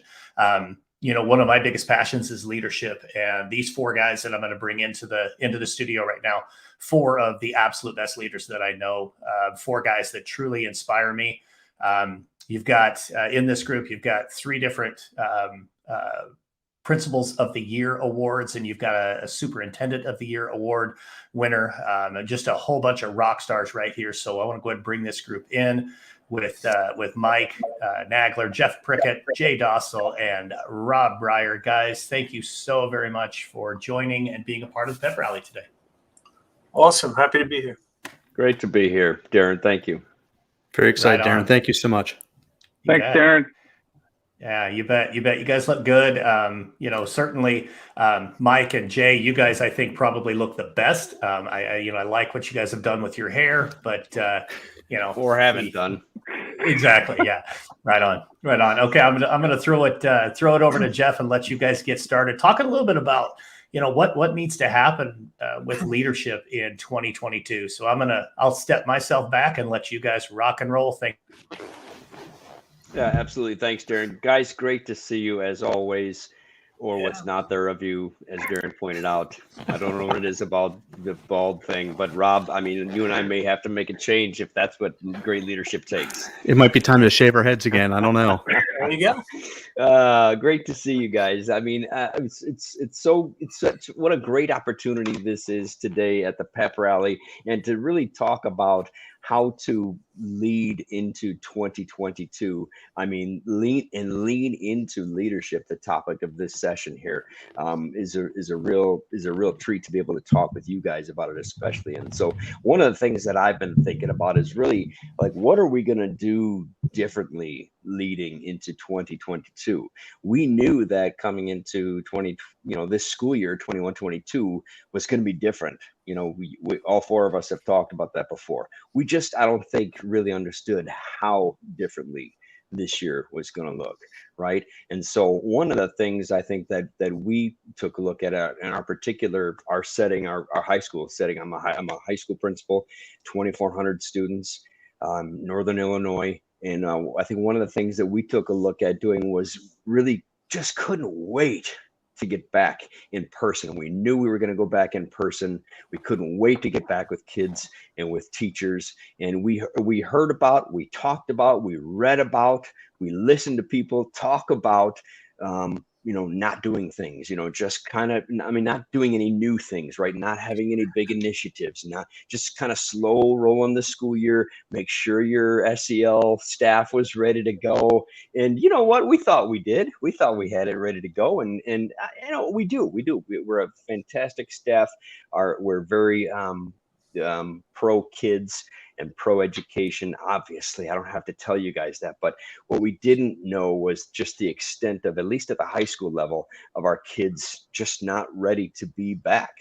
Now, don't get me wrong, a lot of them were, but we rolled out 52 blended learning courses this year, whereas prior to this year, we had maybe 6. So we went from 6 to almost all of our courses being blended or having a blended option. And man, I'm telling you what, we thought we were ready. I think we needed to spend a little more time making sure that we slowed our roll and took a look at the needs of kids, the emotional, the social needs of kids and teachers before we implemented that big of a change. Now, we're going to be fine. I look at this time of the year as halftime, right? Taking a look at what needs to be different. And so that's what I want to talk about today. Like, I'm going to throw that question out to you. I'm going to quick answer it. And I'm going to throw it out to you. Like, what are you going to do at halftime leading into 2022? What is the change that you're going to make? For us, it's going to be slowing down, not starting the place. If you're familiar with blended learning, not starting the place of blended learning. So kids are going to stay in the classroom, and we're going to look at the pace of learning. We're going to look at the other components of blended learning, but not the place. So keep them in the classroom. Yeah. We're going to slow that down and not start that for at least 6 weeks until our teachers feel good about the professional learning that we're going to throw their way, and the kids are feeling good and ready to handle blended learning. So that's just one small difference small adjustment that we're going to make at halftime leading into 2022. So again, the question, guys, is what is one way you're going to lead differently? What is one adjustment you're going to make going into 2022? Jay, why don't you take it? Thanks, Jeff. It's tough because, like you, started the year out talking with my teachers about slowing down. I think I could have probably done a better job of maybe explaining what slowing down actually means. Because I think we've kind of fallen back into that trap as a school of, we need to continue to keep moving forward. And, my kids have been out for a while and there's gaps in their learning, and, I really need to push them forward. But, as you reflect over how that first semester went, and Michael and Rob and Jeff, I'm sure you probably can say the exact same thing. Our teachers are struggling. They're struggling. And, you don't want them to throw in the towel mid-year. And so I'm going to reiterate the fact that we just need to slow down and maybe put a premium on reconnecting and, having those conversations. Maybe move away from the Zooms a little bit and start having those face-to-face conversations to reconnect, and just, I think it's very, very important for all of us right now to be able to, administrators, teachers, custodians, secretaries, anybody who's working in a school, to really just slow down, understand what the priority is, which is building relationships with kids and with each other, because I think we are on the brink of a cultural crisis in our schools. We need to stop that, because it's time to circle the wagons. Not a lot of people who are fans right now of schools and decisions that are being made for a number of different reasons. We need to circle the wagons and come back together so that we're all rowing in the same direction. Absolutely. Yeah. So I kind of think of it like the Marvel comic fans will understand the blip. So, I think the pandemic is just like this 2.5 years have stopped us. And now we have all these consequences of what we want to do and how we want to do it. So I don't fault you guys for setting a high bar and, not stopping to keep the initiatives going. But there's a balance that we really have to focus on. And I wouldn't say slow down is more in terms of what's the balance for between what we have to do and what we want to do. And that's for kids and adults. And if we could strike that balance, we continue to implement the initiatives that we have and always put kids at the focus of it. Because I think we have a lot of, at least I see a lot of issues with emotional well-being of kids and adults. And we keep talking about it, but how do we make sure that we're focused on it going into, coming into the third quarter, to use the halftime analogy? See, and I love what you're saying, Mike, because I'm going to actually build upon what Mike was saying, because to me, I'm going to steal a line from Survivor. and we're going to keep hitting that flint, because right now everybody's flames are kind of smoldering and there's just a little bit of smoke there, but we got to rebuild that flame, and we got to get that passion and that drive back and really focus on what we need to focus on. And that's our kids, focusing on what do they need and what's going to help them really be successful and finish out this year strong. So I think we're going to slow down a little bit and take a step back in the fact that we need to go back and really look at what do we need to hit? What is our main goals for this year, and what do we want to focus on? But then we really have to keep on lighting that fire first for our teachers, and then lighting that fire for our kids to really kind of build them up and help them keep taking it to the next level. And you're so right. Just to go back to something that you said, Mike. I mean, I think that it is. You brought it back to slow down, right? And you said that maybe it's not necessarily slow down, but finding ways to balance. And I really love that. I think it's important that we maybe not so much slow down, but need to keep our foot on the gas, but be mindful of our whereabouts, right? I mean, that is critical. We still want to, help people to understand the vision. We still want to make sure that people understand that, hey, we're not talking about accepting status quo here, right? But just being aware of our surroundings and understanding the needs of everyone. And maybe, you don't get to that big initiative right away. Maybe it takes half the year. Maybe it's even next year, right? Because there are some other things we have to take care of first, some building blocks that maybe we've got to get back to. Because listen, the reality is that people are leaving the profession, right? I see tweet after tweet about teachers, especially leaving, and administrators, but people leaving the profession because they're just burned out, and it's hard, right? So where do you strike that balance? And maybe it's not a balance. Maybe it's a blending, as just to quote something from a friend of all of ours, probably Lindsay Titus. She talks about blending versus balancing. Maybe it's a blending, and I don't know where to start, but I think that's important. Well, Jeff, I think we're all four of us are probably going to throw out a bunch of analogies here. I'm going to use another one just because you said it. We're typically driving on the freeway and we're coasting. I mean, we're going pedal to the metal. Well, there's a reason why there's a school zone, and that drops down to 25 miles an hour when you slow up by the school. So you're still moving forward, but you're slowing down, knowing that we've got to take care of, and I saw it pop up, we need to be mindful of our surroundings. And right now, our surroundings are teachers who are frazzled and getting burned out. We are also dealing with kids who are struggling to come back into a routine. And so, we need to be mindful of those surroundings before we necessarily focus and put all of our eggs back into the content basket. Yeah, I would also add to that I don't think the answer is go back to the way it was. Right. So, and slow down has that connotation of, we're just going to go back 2.5 years. That, we can't do that. So now there's got to be this new vision of how we blend what we dealt with, post blip, pre blip, how are we going to move ahead in that? And we need our team to do that. We need to ask kids and we need to ask teachers, how are we moving forward in this new reality that we're in? Is that your question, Mike? Yeah. Mine was kind of finding the silver lining of the blip. So, and we're starting. I give you an example for us is we're launching a new concept for high school.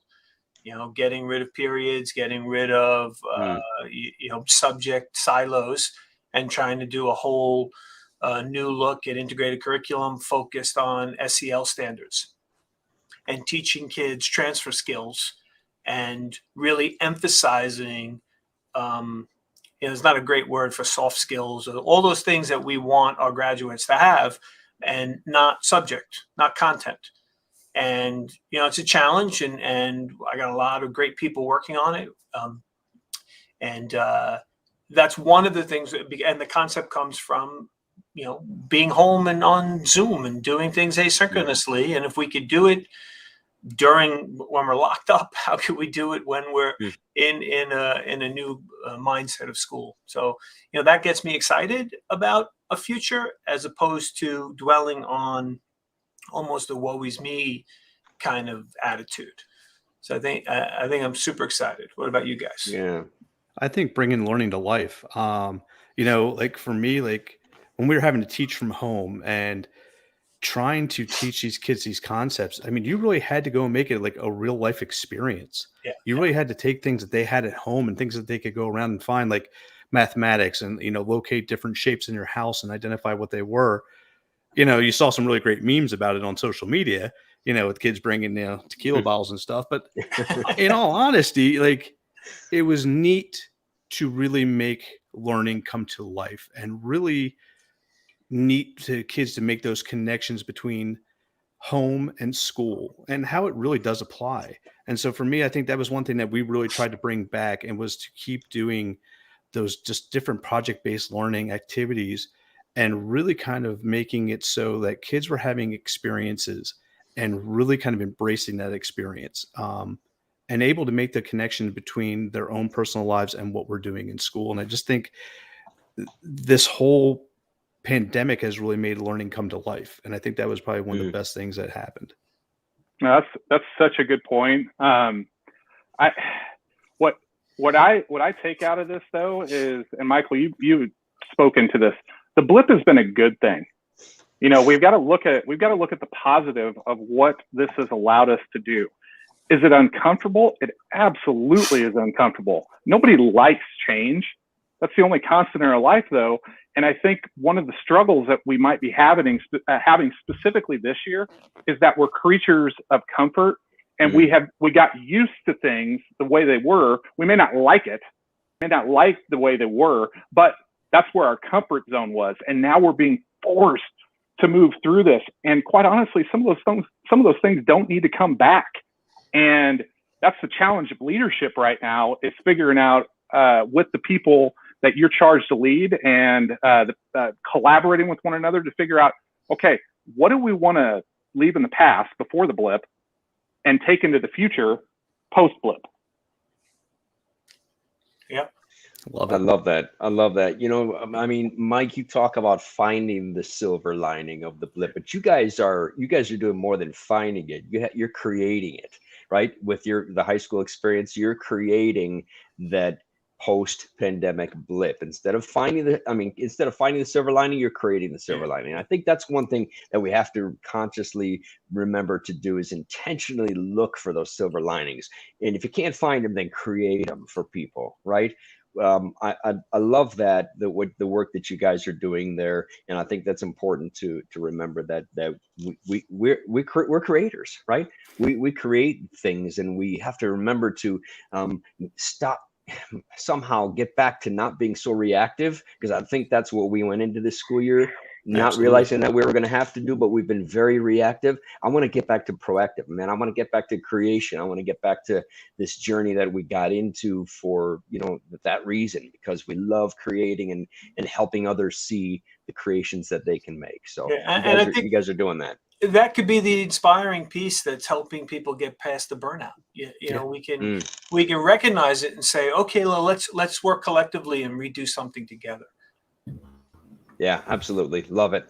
And we knew that Darren would come back in when he was pulling the hook and saying, like, you guys got to stop talking. That's right. You guys got to stop talking. Yeah. So I could just let you guys run and run and run. I mean, listening to you guys is just fantastic. But and you guys had one more question queued up. So I've got to go ahead and throw it on here, and you guys can answer it in, well, one word. But Jay Dostal's question was, what's your one word for 2022? Okay. You guys, you only have one word to answer this in. So Jay, go. As Jeff uses 10. My one word for 2022 is connect.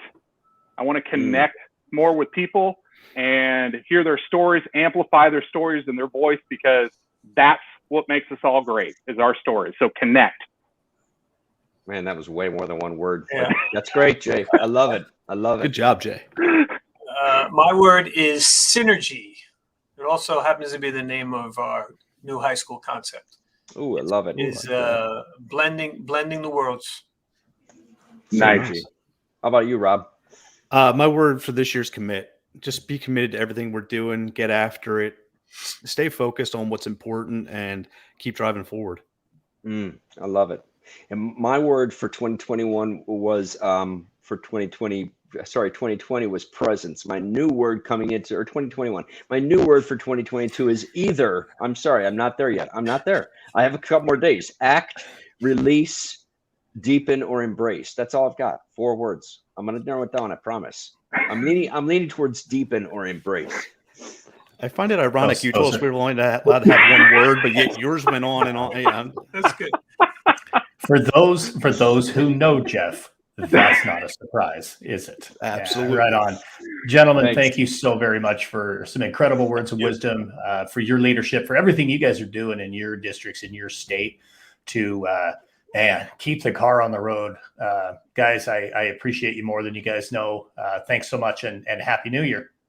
Happy New Year, guys. Happy New Year, everybody. Thank you. It's a great Thank show. you. Thank you. Thanks, Darren. We'll be right back.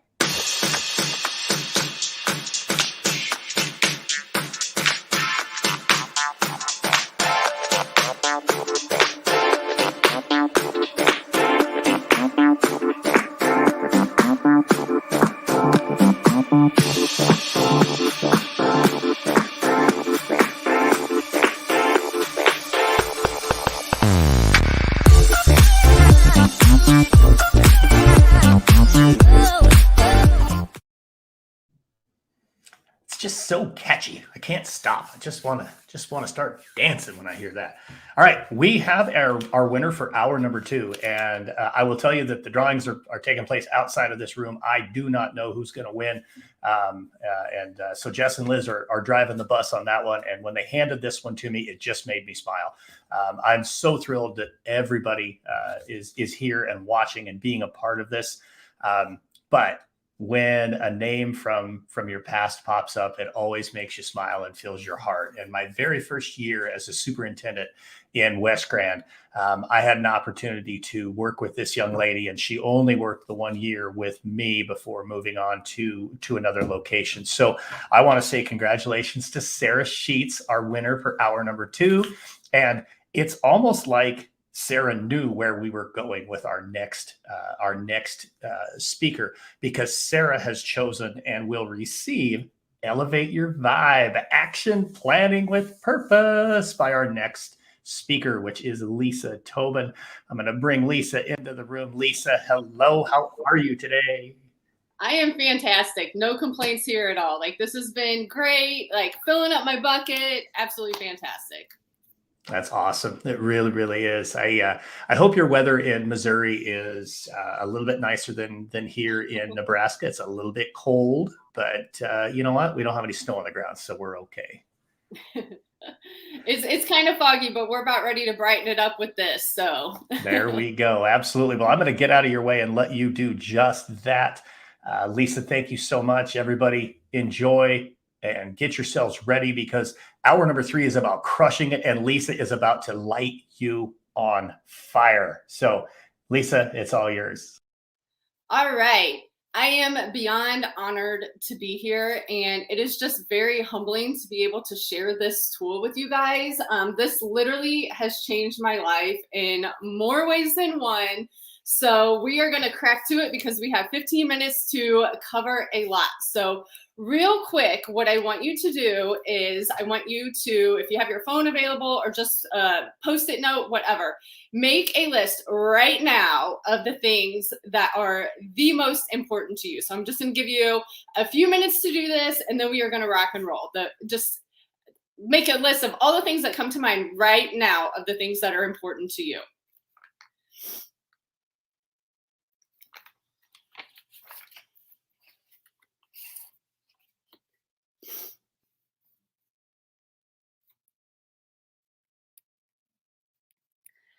Okay, now look at your list, and where are you on your list right now?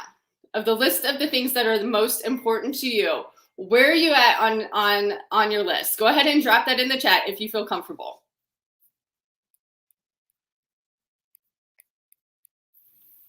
All right, so if you are not on your list, today we are definitely going to change that. So I'm going to tell just a little bit of my background on how all of this came to. I'm going to try my best not to dive deep into it just because we have about 15 minutes. So my burnout year was 2017, 2018. So that was the year where I was like done being a teacher. Like that burnout had hit. My anxiety was through the roof. I would get to school early just to sit in my car and talk myself into going into work. I mean, just was not in a good place at all. My father had passed away years prior, and my kids were getting older where they didn't quite need me as much. So I was like processing all of that stuff, but I didn't really realize it at the time that that's what it was. So I was at that place where, you know, your anxiety's high and it's really hard to focus on the things that need to be focused on. I was having trouble starting things, much less finishing tasks. And I literally thought something was the matter with me. So I made an appointment to go see a doctor, hoping that she would just give me a quick fix to just fix it all. And this appointment literally changed my life. So I go in and she's like, okay, like what's going on? So I tell her, and like by this point, I'm like crying, like the ugly cry. I'm telling her, you know, how I'm feeling and all of this. She grabbed me by my face like this. And pretty much she told me, you know, she gave me the empathy, validated my feelings, and pretty much told me that teaching is one of the hardest jobs that anybody can have. And she grew up in a family of educators, so she knows exactly what it's like watching her parents be teachers. And I needed to do 4 things if I was going to make it. I needed to eat better. I needed to exercise. I needed to plug into personal development. And I needed to plug into my faith. Those 4 things. So I left there like, oh my gosh, like it's really time to get my crap together if I'm going to continue doing the things, because I don't know about you guys, but like I'm always giving and, you know, taking care of this and taking care of that. But I never like at that time, never really realized how important it was to take care of myself. So that was my year that really like broke me, but also helped build me to be able to process the things that are going on now. Because now 2020 was a hard year. This year is equally difficult. And I'm finding myself pulling the tools that I'm about ready to share with you and tweaking them to fit what I need right now.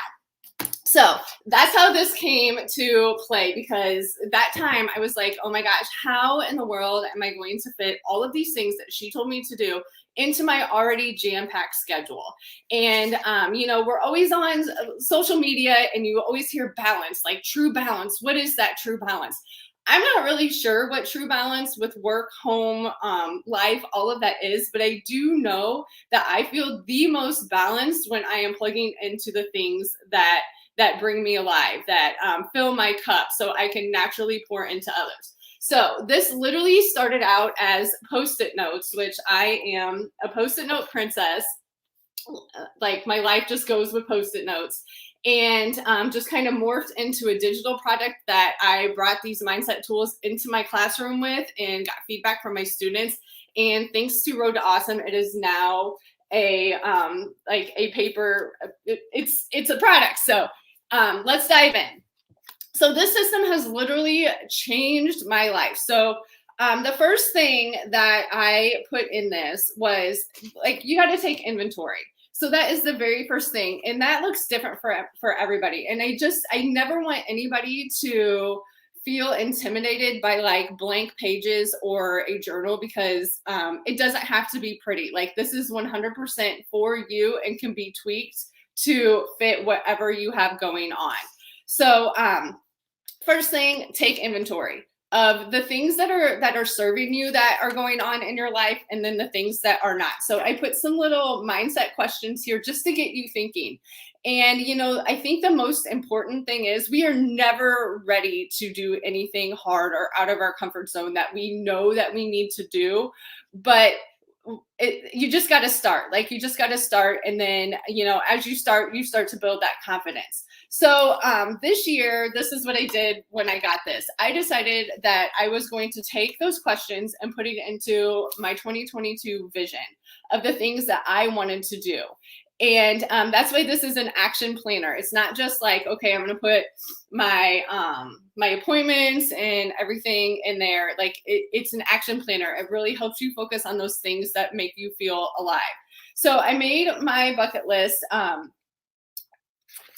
here, and then and it's not messy. Like there's no order. It's just, it came to my mind. I put it in, and that's when I start mapping out my months. So I put everything in one calendar, just because, like I said, there's no true work-life balance, but it's all me. So it all needs to be in one spot so I can see what my month looks like, what my week looks like, all of that stuff. So so I put everything on my month so I can see it. And then I also put my month focus. Like, what is the thing that I really want to focus on this month? So in the month of December, I wanted to focus on finishing this online course that I signed up for. That, it's hard to find the time to do something that that you need to do to get to your next step. But it's not like it's the, I guess you want to say, like the unsexy of the stuff that like the highlight wheel. So so I put that's my focus. That's going to be the thing that's going to make me the most proud that I'm going to accomplish this month. And here's the thing too, as you're working through the action planner, it seems like you're writing the same stuff over and over again, because the more you write it, the more it's going to stick in your head, and the more it's going to be intentional, and that makes you actually do those things that you want to do, that you feel like you might not have time to do, or like the hard stuff, like maybe getting healthy or adding another step onto something or anything like that. So I just want you to know that it doesn't have to be pretty. There's nothing pretty about this. Like, it's a hot mess, but it gets the job done. And then this is a huge thing. I don't know about you, but I can think of all these things that I want to do or need to do or think that I need to do. And that's when that anxiety starts creeping in. And then I'm like, oh my gosh, I don't even know where I'm going to start or what I'm going to do. So that's where this comes in. So right here, before you even get started with your week, it's a brain dump. Like, anything that you think that you need to do, want to do, or anything like that, you write it down. Like, I literally carry this with me. This is a security blanket for me. It's like my brain. So it has to be with me at all time, because if I think of something that I think I need to do, like maybe call a doctor or a parent or whatever it might be, I just write it down. And it's kind of fun crossing stuff off too, once you do it. So I get that going, and then I start to separate it. Okay, so what are the things that I must do this week? So that's like your daily grind stuff, the stuff that keeps that week going. And then I have the stuff that I can do, like maybe that extra stuff that I want to do. Like, maybe I want to write a blog post. Maybe I want to start a podcast or anything like that. So then I could write that in my can do. And then this is the biggest thing, because I think this past school year has really, really made me think and really absorb, what can I control and what can I not control? So there's a spot for that too. So, when you start to see something, or something happens that kind of sparks that emotion of, like, maybe it just upsets you a little bit, like, okay, whoa, let's really think about this. Is this something that I can control? If not, then what is something that I can control? And so that has really, really helped me this year, because, I can't control how my students come to me. I can't control how my coworkers come to work, but I can control how I show up. And I can't control the energy that I bring to the space. So, that's something that I've really, really learned. And, also, when I brain dump stuff, sometimes I'm like, okay, do I really need to do that? Or do I just think I need to do that? No, I don't need to do it. So we're just going to move it out. Like, I don't need to do that. I can delegate that to somebody else. So that's why I absolutely love a brain dump, and it gets it out of my head. So then I can focus on what's going on in front of me, instead of always thinking about, okay, like, gotta do this, gotta do that, gotta do that. And my brain's always going like a mile a minute. So this really kind of helps me slow it down too. And then the next thing is morning routine. I am a firm believer of taking control of your morning. If you can take control of your morning, you have all the power of everything if you can take control of your morning. And a lot of people think that I am a natural born morning person. I am 100% not a natural born morning person. I have trained myself by going to that doctor's appointment and trying to figure out when I'm going to exercise and plug into my personal development and all of that. That's what I do in the morning. So I have completely trained myself to get up early before the rest of the day wakes up, so I can be ready for the day. So morning routine is so important.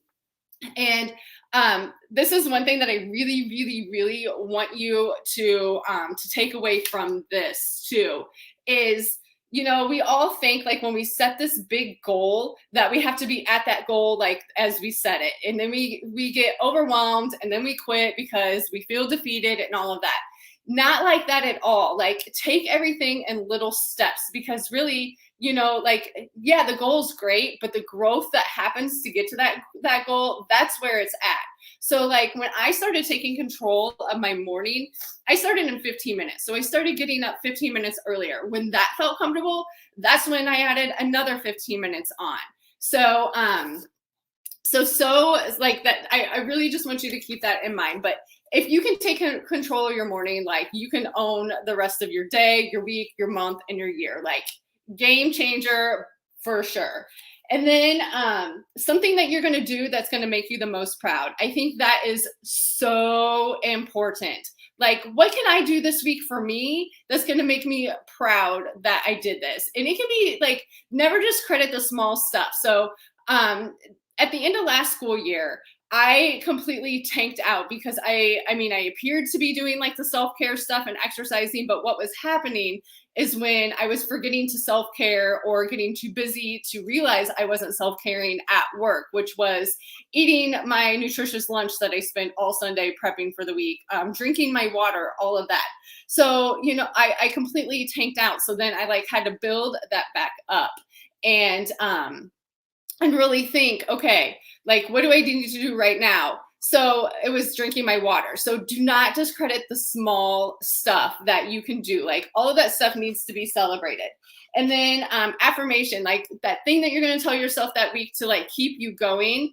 And then I am statements. So here's the thing, what follows I am, like that's what's going to stay in your head. So if you are like, okay, I'm not really a writer, but I want to be, start saying I am a writer, and then you're going to do that, and then you're going to become that. Like I hear all the time, well, I'm just not healthy, or I'm just not a runner, and all this. But if you start telling yourself, okay, I'm a runner, and then start doing it, you're a runner. Every time you do that, like you are that.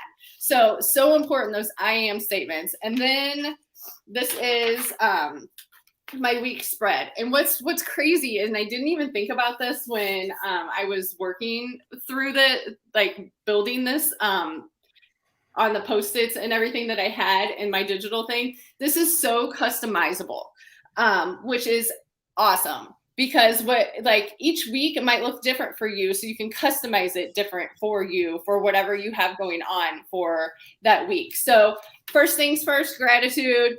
Firm believer in gratitude. Those days where we can't think of anything to be grateful for, those are the days that you need to do like 5. Think of 5 things I am grateful for. And it could be just as simple as I had a soft pillow to put my head on last night. I mean, gratitude is so important, and you can literally rewire your brain by doing that every single day to see like the more light that's happening around you and for you and to you. Like it's truly game changer. So I left the top blank because some people like to start their weeks on Sunday and some like to start on Monday. So I have decided after using this month that I like to start my week spread on Monday, because then I can block out the last 2 sections to jot down any notes or anything that I have in my head, or thoughts, or just really anything. So, because do I really need to be grinding hard on the weekend? No, I really don't, because that's where my month spread comes from. Then I can see, okay, well, I got this going on Saturday and Sunday. I don't really need to time block that out. So hot mess doesn't have to be perfect, because this is for you. And then my very, very last thing that I absolutely love, and this is at the end of each week and each month, and actually I got a little excited when I realized that we were at the end of December and I could do this, but is your reflection. So at the end of each week, there's a reflection, because sometimes if we are not reflecting on the things that we're actually doing, we think we're not doing anything. So then we feel defeated and quit, when in reality, we are actually really moving ourselves forward with the little steps that we're taking. So my week review what did I accomplish this week? Well, maybe I set a goal to drink a gallon of water 7 days, but I drank a gallon of water 3 out of 7. That's huge. Like, that's a huge accomplishment. So I would write that down. What is the thing that I am the most proud of this week? That one thing that you did that you're like, holy crap, I'm a freaking rock star. I nailed that. Like, where did that come from? Write that down. What went well, and then what needs to be tweaked? Because, like, I'm a firm believer, like, okay, I don't like ever saying, okay, well, that was a bad day or a bad week, because is it really bad, or was it just hard and we just learned something from it, right? So what needs to be tweaked? What did you maybe learn for the week? Like, what I learned when I started time blocking this out is that if I didn't write down the chapters that I was going to do in my online course, it just wasn't going to get done. So I had to be just a little bit more specific to make it a little bit more intentional. And then what are you going to level up next week? Because if you're doing this stuff, something's going to get comfortable. So it's time to step it up a notch for the next week to get you closer to that goal, because it's all about growing to get to that goal, right? And then like, literally, if ideas come in my head, they have to come out. Otherwise, they just like hang up there, or sometimes even get lost.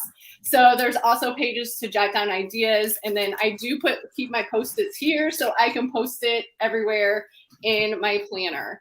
And then at the end of the month, it's so good. Like, then you can really, really reflect on the end of the month on all of the things. Like, what did you accomplish this month? What is the thing that you were the most proud of? So you can go back and look at your weeks and look at those little things and be like, okay, out of all of that, what was I the most proud of that I nailed? And then what's on tap for next month? And this is huge. Last thing. This is huge. The books and podcasts that you listen to. Okay. So write this stuff down, because that is such a huge part of your growth. And I don't know about you guys, but like, the books that I read and the podcasts that I plug into, those people become my mentors. Like, they might not know me personally, and I feel like they're my best friend. But so important to be plugging into that stuff. Okay, since Darren popped up, I think I'm out of time.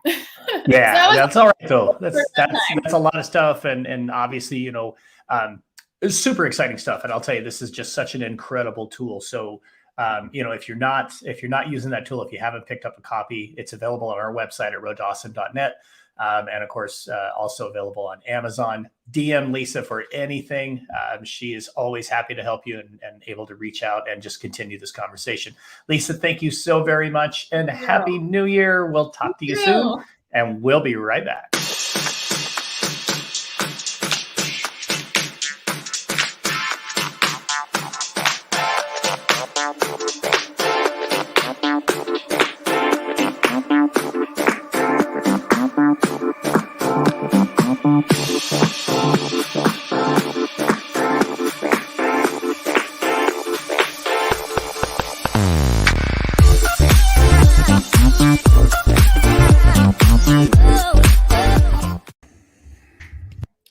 And sometimes you just got to dance. And welcome in, my friend. We are diving right into UUP on the RTA with my good friend, Brandon Beck. You know, Lisa just talked about a lot of incredible, incredible things. But sometimes you need that outside person, that third point perspective. Let's talk about coaching, Brandon. Yeah, absolutely. What's up, everybody? Great to see you. This has been awesome. Everybody has been crushing it. Been such great motivation, inspiration. Today, we're here to talk about how everyone needs a coach. Whether you believe it or not, we all need one. And that's what we're here to talk about. Darren and I have had an awesome experience starting UUP on the RTA results coaching. Last year, we started it. Back at January, we started together. And we are so excited about the people that we've met, the work that we're doing. And I can tell you right now, everybody, coaching is the professional development of the future. I said it, and I'm saying it again, and I'm hoping that you all remember that, because it is so important that we all get out there, look in the mirror, and ask for help, and ask for some help with that accountability, and ask for some help with making ourselves better so that we can continue to crush our goals in the future. Yeah, absolutely. You know, I know you and I both have really powerful coaching stories. And I'll tell mine, you know, in a very quick elevator version to recapture some of our time. But When I first became a principal, it was 40 feet down the hallway from my assistant principal role, but it might as well have been 400 miles. Man, I was living life breathing through a snorkel. I was never really able to get ahead of things. I wasn't clear on what was important to me, how I wanted to lead my school.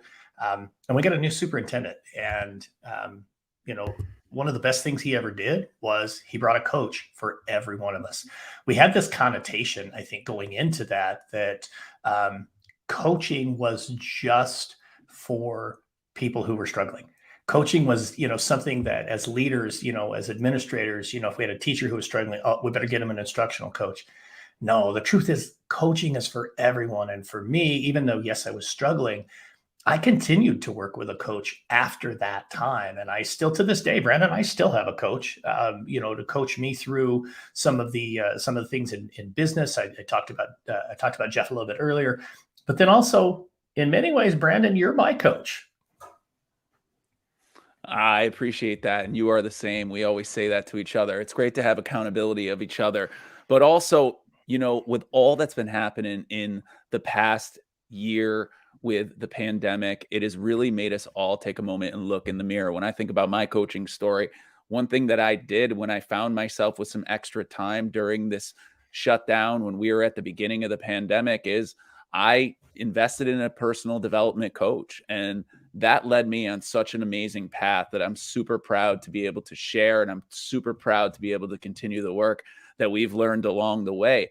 When you talk about who coaching is for everyone. It's not just that person who needs some help. It's also those people who are at the top level of success, who got a lot of things they need to juggle around and are just trying to figure out ways to keep accountable for the things they want to focus on.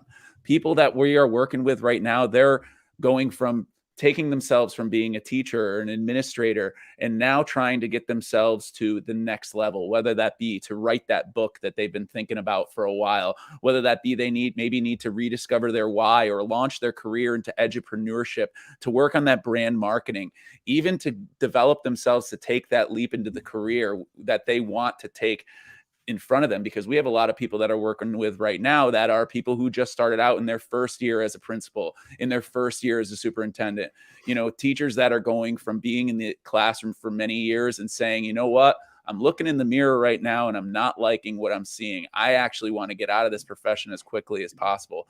And that's the last thing that we want. And that's another area where we can improve and where we can work with people. We have people that are developing podcasts. We have people that have just been really awesome to connect with. And it's been such a great opportunity. We have a free private Facebook group that we have over 150 educators involved in right now. We also have so many other things that we're doing. And today we're also going to give you all a little glimpse into the future. We're going to have you take a moment. We have a little bit.ly that we'll post. I actually have it set up right here. I'm posting it right now. We want you guys to jump on. It is a little end of the year exercise that we use here at UUP on the RTA. And it's a great opportunity for you to get out there, take a moment, think about what the last 12 months have been for you, and start planning for the future ahead. Yeah, I think that's just it's just so essential that we're taking the time to reflect, but then also to really project forward. When we think about the focus of this hour, and Lisa did such a great job, brought so much energy to get us started on crushing it as we go into 2022. You've got to look behind you. You don't spend a whole lot of time looking in that rearview mirror because that's not where you're going. But you do need to stop and you need to reflect, and that's part of what the bit.ly will allow you to do. But it also gives you that opportunity to now get your feet on the ground and get them running forward and be ready to get out there and be the best version of yourself that you can be in 2022. Brandon mentioned that there's a handful of folks, a handful of stories of folks that we are working with right now that are starting to see some incredible success. And, I don't know that, it's necessarily fair to say, Brandon, it's because you and I are exceptional coaches. It's because they have taken the step to say, hey, I want somebody to give me a little bit of extra support. I need that third point perspective. As an athletic coach, and I know you do this too, Brandon, as a soccer coach, for me as a basketball coach, the most important tool that we had was that video. We could take a look at that video, and it's at least in basketball, it's shot from up in the rafters.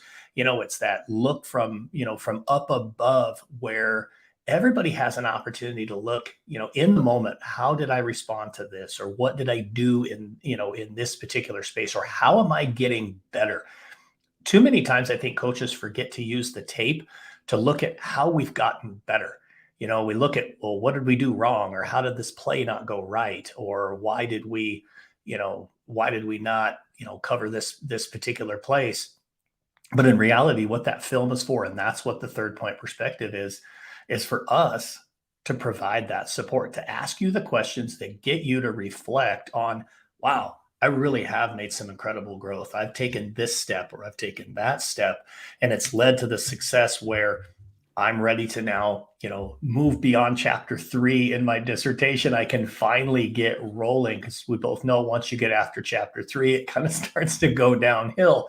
Let's get them through that particular piece. Or maybe it's, I want to launch into the speaker space. We have a handful of folks that are working with us that want to get into that space, whether that's through creating a podcast, or they're doing that through, just starting to find their way into the space and starting to get a couple of opportunities to speak in front of an audience, whatever it is. Getting that coaching, I know for me, it's made a tremendous difference, because, hey, again, everybody can benefit from a coach. And when you've got somebody who says, hey, let's talk about your goal. Now let's start to break it down into manageable pieces, and like you said, celebrate those individual steps as they go. It is just so important to have that person to reflect and to work with you and to help you get there. So to me, I could go on and on and on about that third point perspective. This, Brandon, it's the area that I'm most passionate about with our coaching. Yeah, no, absolutely. And the best way to start is to just jump right in. Reach out to us. We can do a 30-minute session that we'll do complimentary to talk and see if this is a good fit for you. Also having a chance to do that. I know that link that I posted, someone said they're having an issue with it. I'll repost it after I get off here. Just checking and saying, doing that little year-end review that we're doing with our UUP on the RTA clients is a great way for you to get in there and get yourself going. We hope to be able to connect with you. This is the way of the future. In my opinion, we all need a coach, and it's really, really important now more than ever that we continue to lean on each other. You can use Darren and I, or you can use somebody else, but I highly encourage it, and I highly encourage you taking the risk and taking the leap and taking the chance to trust us to help you get to the next level. So let's talk a little bit, Brandon, about what the process looks like. Just people are sitting there and they're thinking, hey, okay, I'm hooked. I want to know. So I'll throw a piece out there first, and then Brandon, you can run with the massive action plan. But I think it begins with identifying what is that one thing, that a great book by Keller too. If you have not read it, it's an absolutely phenomenal book. But what's that one thing that by doing it, I can make everything else either irrelevant or so much easier? And by identifying that one thing and then getting the support and the coaching around striving towards that ability to just get 1% better every day in that one area, that's what Brandon and I are going to start with. Is we're going to ask you a lot of really good questions and help you come to what is that one thing that can really make a difference.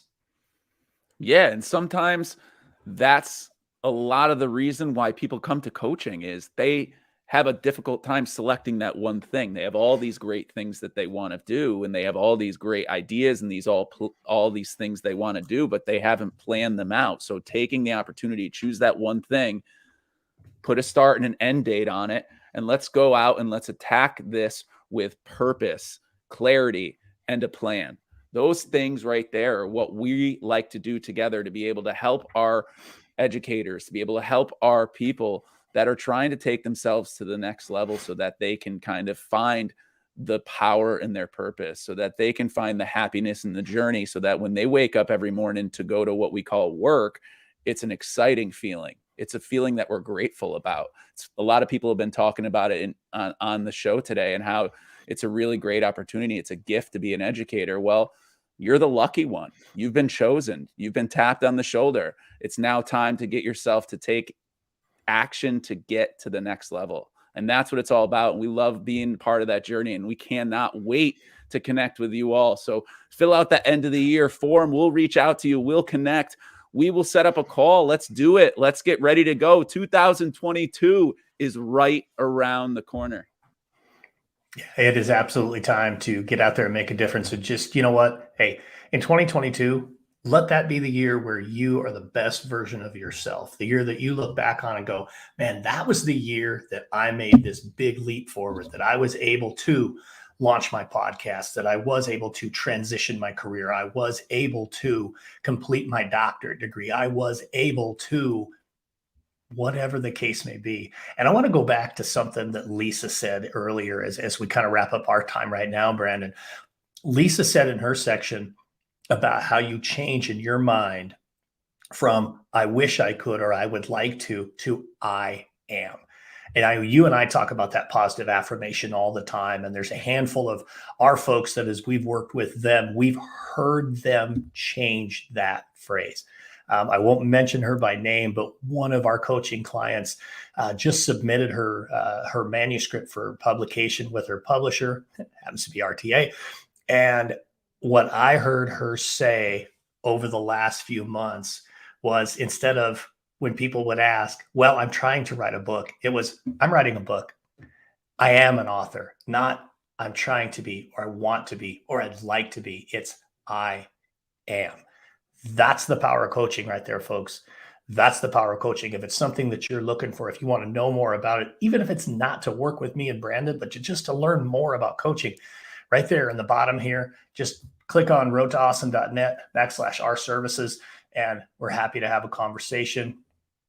Free consultation. We'll just talk to you about it, help you go in the right direction. So, Brandon, thank you so much for being on here. It's just like every other session today. You and I could do 2 hours on coaching easily without question, because it's something we're so passionate about. But I appreciate you, my friend. You mean a lot to me. Appreciate you being a part of the program. And Happy New Year, man. Appreciate it. Happy New Year to everybody else. Awesome educators all day. Great job, everybody. It's been great to be a part of it. Have an awesome day. Right on. We'll be right back.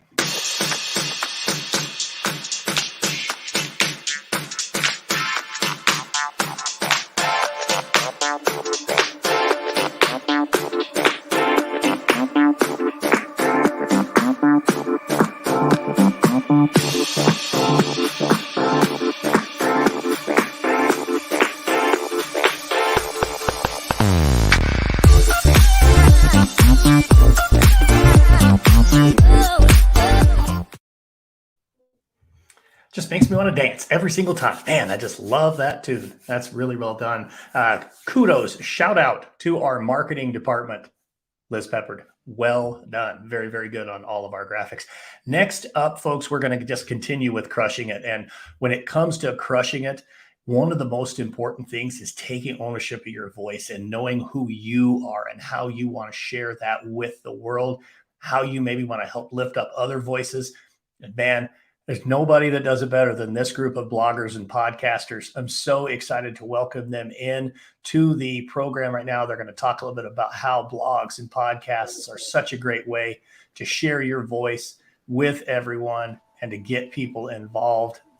Man, right here, 5 absolutely amazing human beings. Guys, thank you so much for being a part of the Pep Rally today.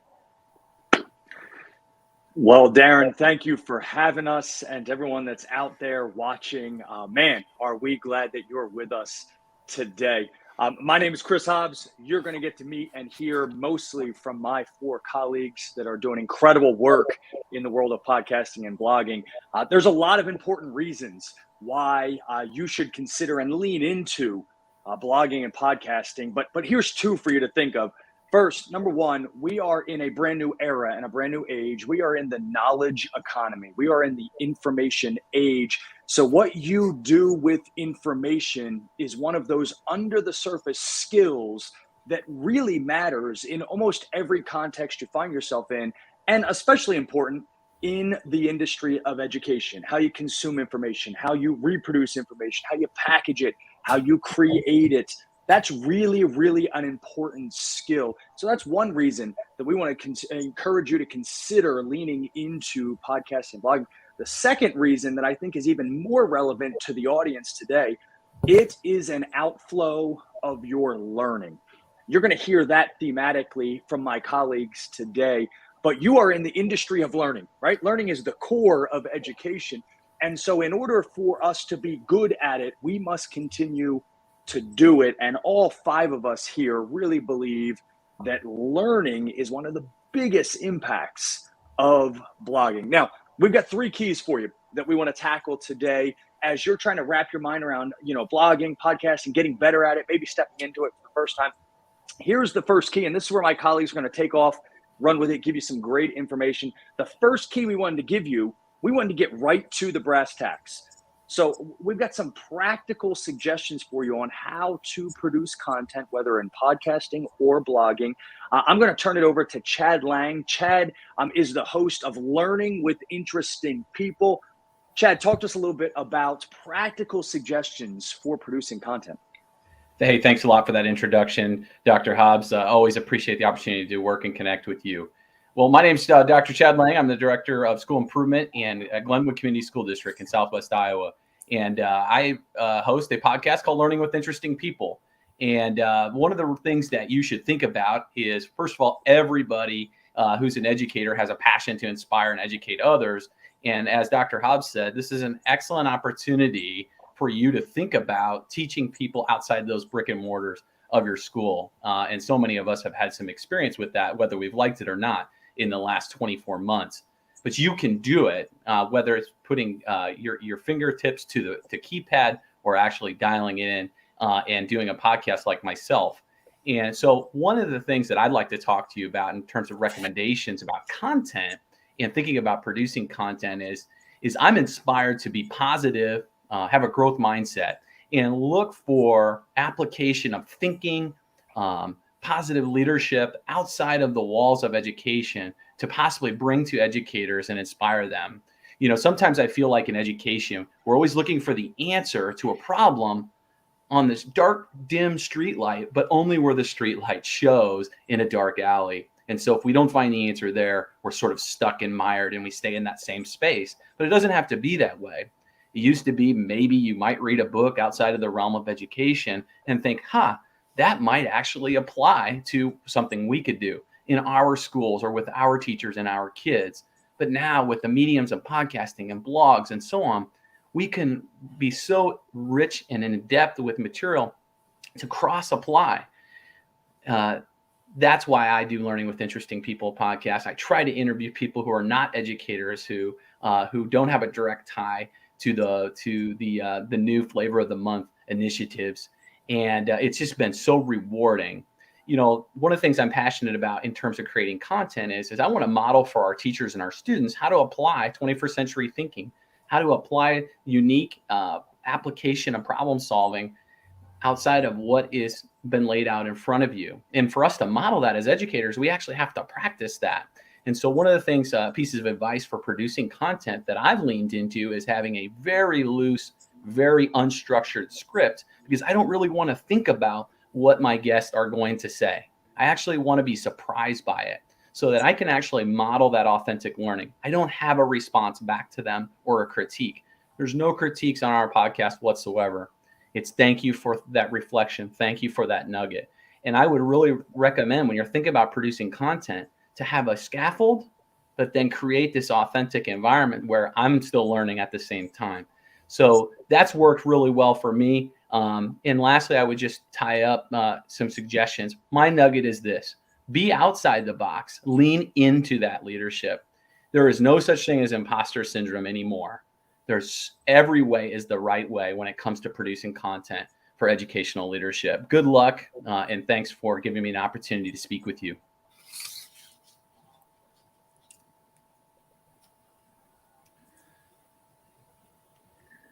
I tell you what, that's really, really good advice. I love the advice about looking outside of education for ideas that you can kind of reverse engineer back into education. I want to encourage my other colleagues here, feel free to jump in, but I'll give you one of mine right now. And this is going to make some of our educators, some of our traditionalists, their skin crawl a little bit. Electronic books. I finished up my doctoral work and transitioned during that time almost exclusively to electronic books. I've read hundreds of books on iBooks by Apple, but there's lots of other features like that.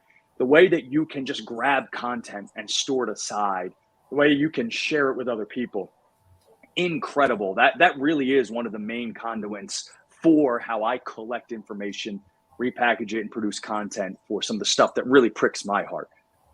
Other colleagues, what are some other quick hacks you have? We got a few minutes left before we tackle our second key. I could throw one more out there for you. I don't know how many people have come across the app Blinkist. Any of my colleagues on the call use Blinkist?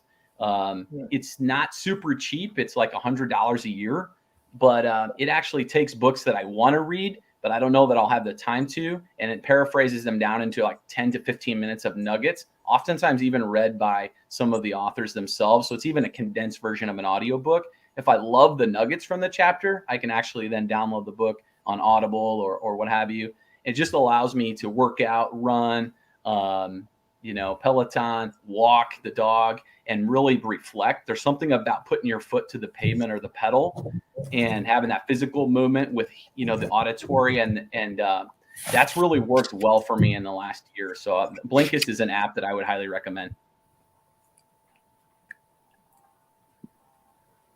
You can tell Chad's an educator because he's thinking about how to learn best. That's 100% true. Anytime I speak publicly, I encourage people to take physical notes because of the research that we're all aware of on the value of writing and its impact on learning. Hey, let's jump to our second key here. So again, we got 3 keys that the 5 of us wanted to share with you on how to lean into blogging and podcasting. First key was just some practical suggestions on how to produce content. The second key, this one's really, really kind of hard to pin down. And it is how to really find your voice, how to get comfortable and confident in like the things that you want to share. I'm going to turn it over to Livia Chan. Livia is the digital coordinator for Teach Better, and she's going to tackle this second key for us. Thanks, Chris. I have just thought about what Chad just shared, and there's something about consuming. Like I started consuming digital content too, in terms of books and podcasts and all that, especially since the pandemic started. And what I wanted is to move from consuming to creating, because when we talked about this session, our big idea is to how do we find the courage to produce content that extends our learning? And a lot of us consider ourselves lifelong learners. And consuming is one way, but I truly believe that when we can create content, whether it's through podcasting or through writing or through blogging, we have an opportunity to grow in another way that just deepens our understanding because of the time that it takes to process what we consume and all the thoughts that come to our mind.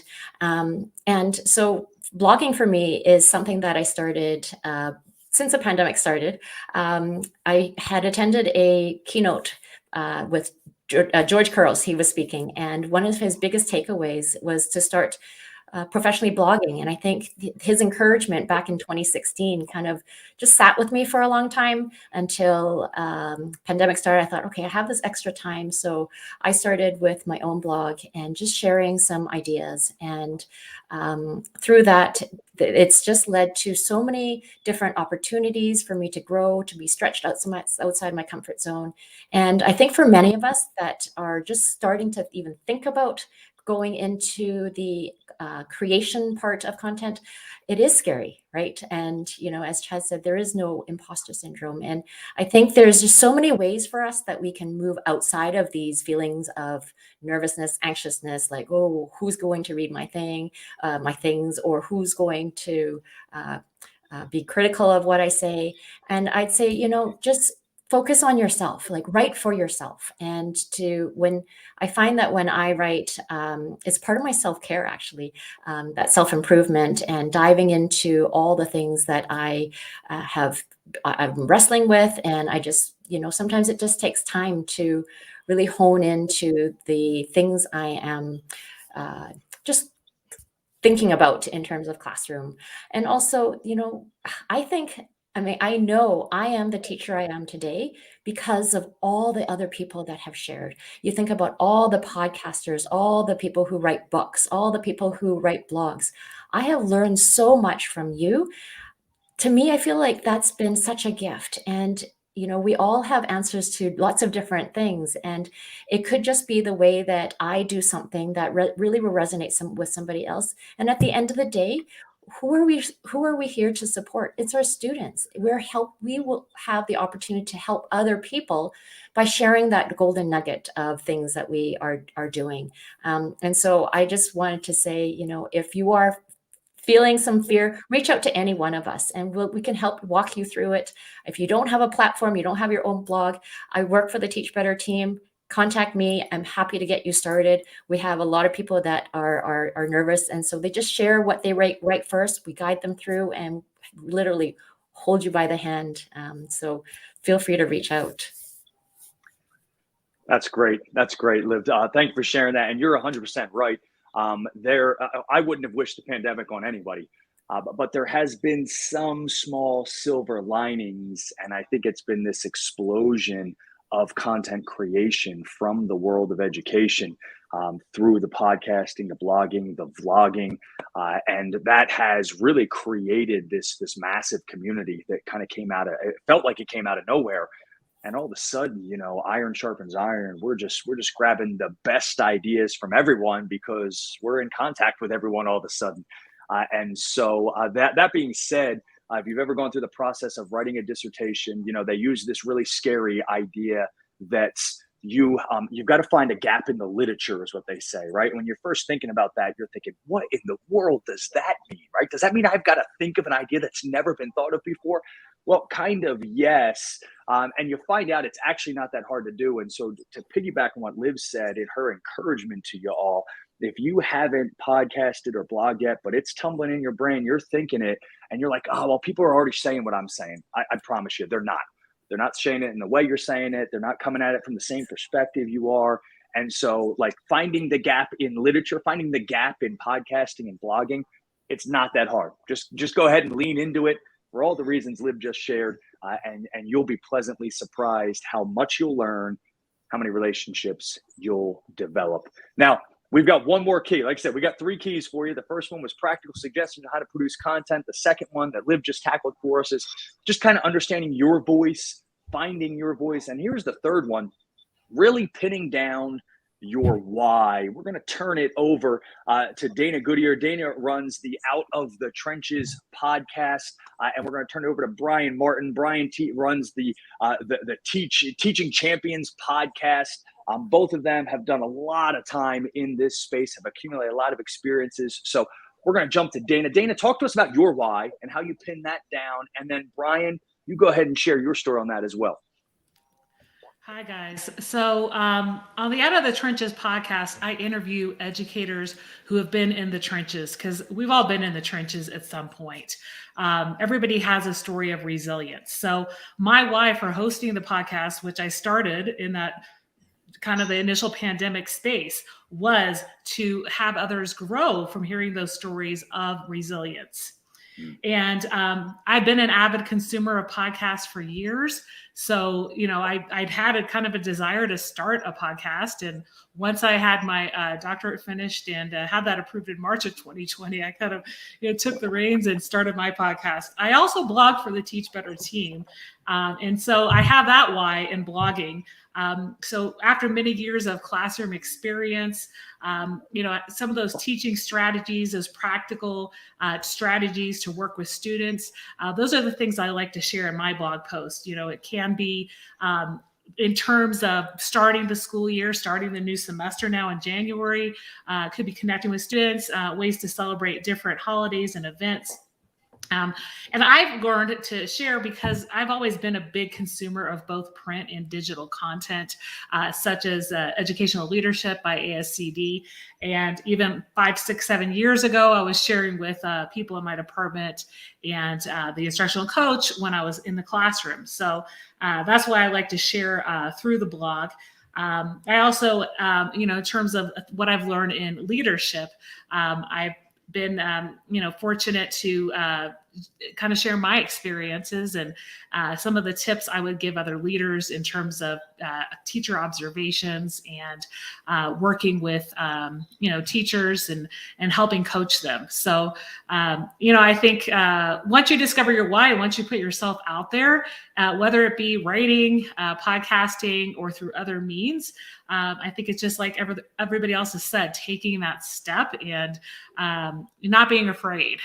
So we'll hand it over to you, Brian, and you could tell us a little bit about your why.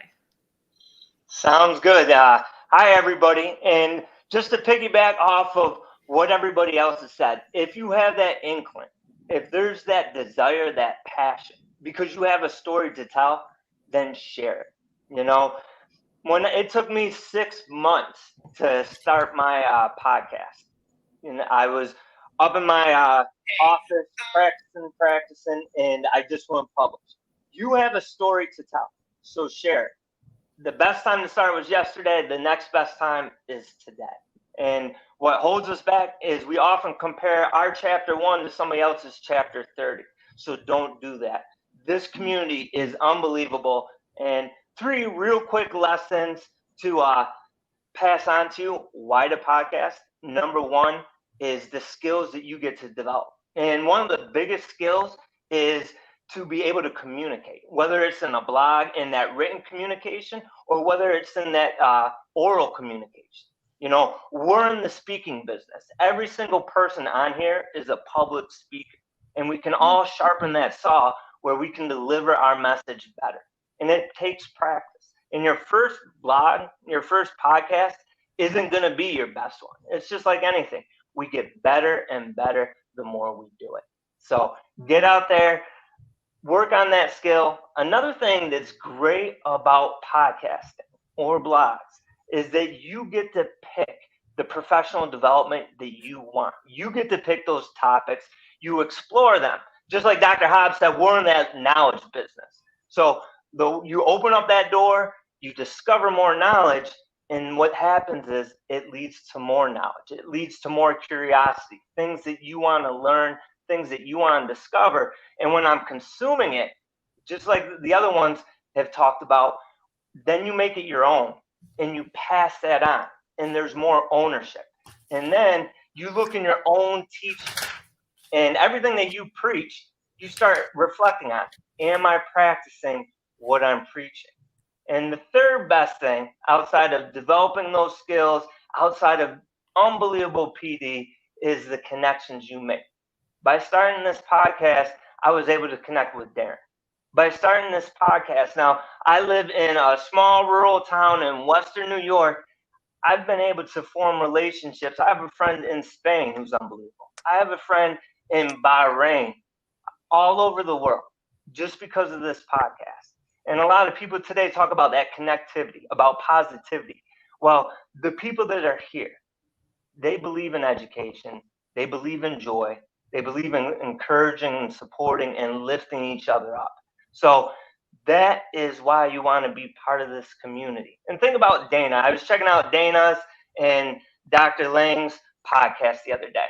So Dana and Dr. Lang have sat down, combined over 140 people. Think about that. You get to sit down with some unbelievable people, have a cup of coffee or a beer, and just shoot the breeze and learn from them. You get to learn from some awesome people. So there's so many reasons why to start. Don't hold yourself back. This community, they talk about, we don't want to compete against one another. We're here to cheer each other on, and the only competition is against ourselves.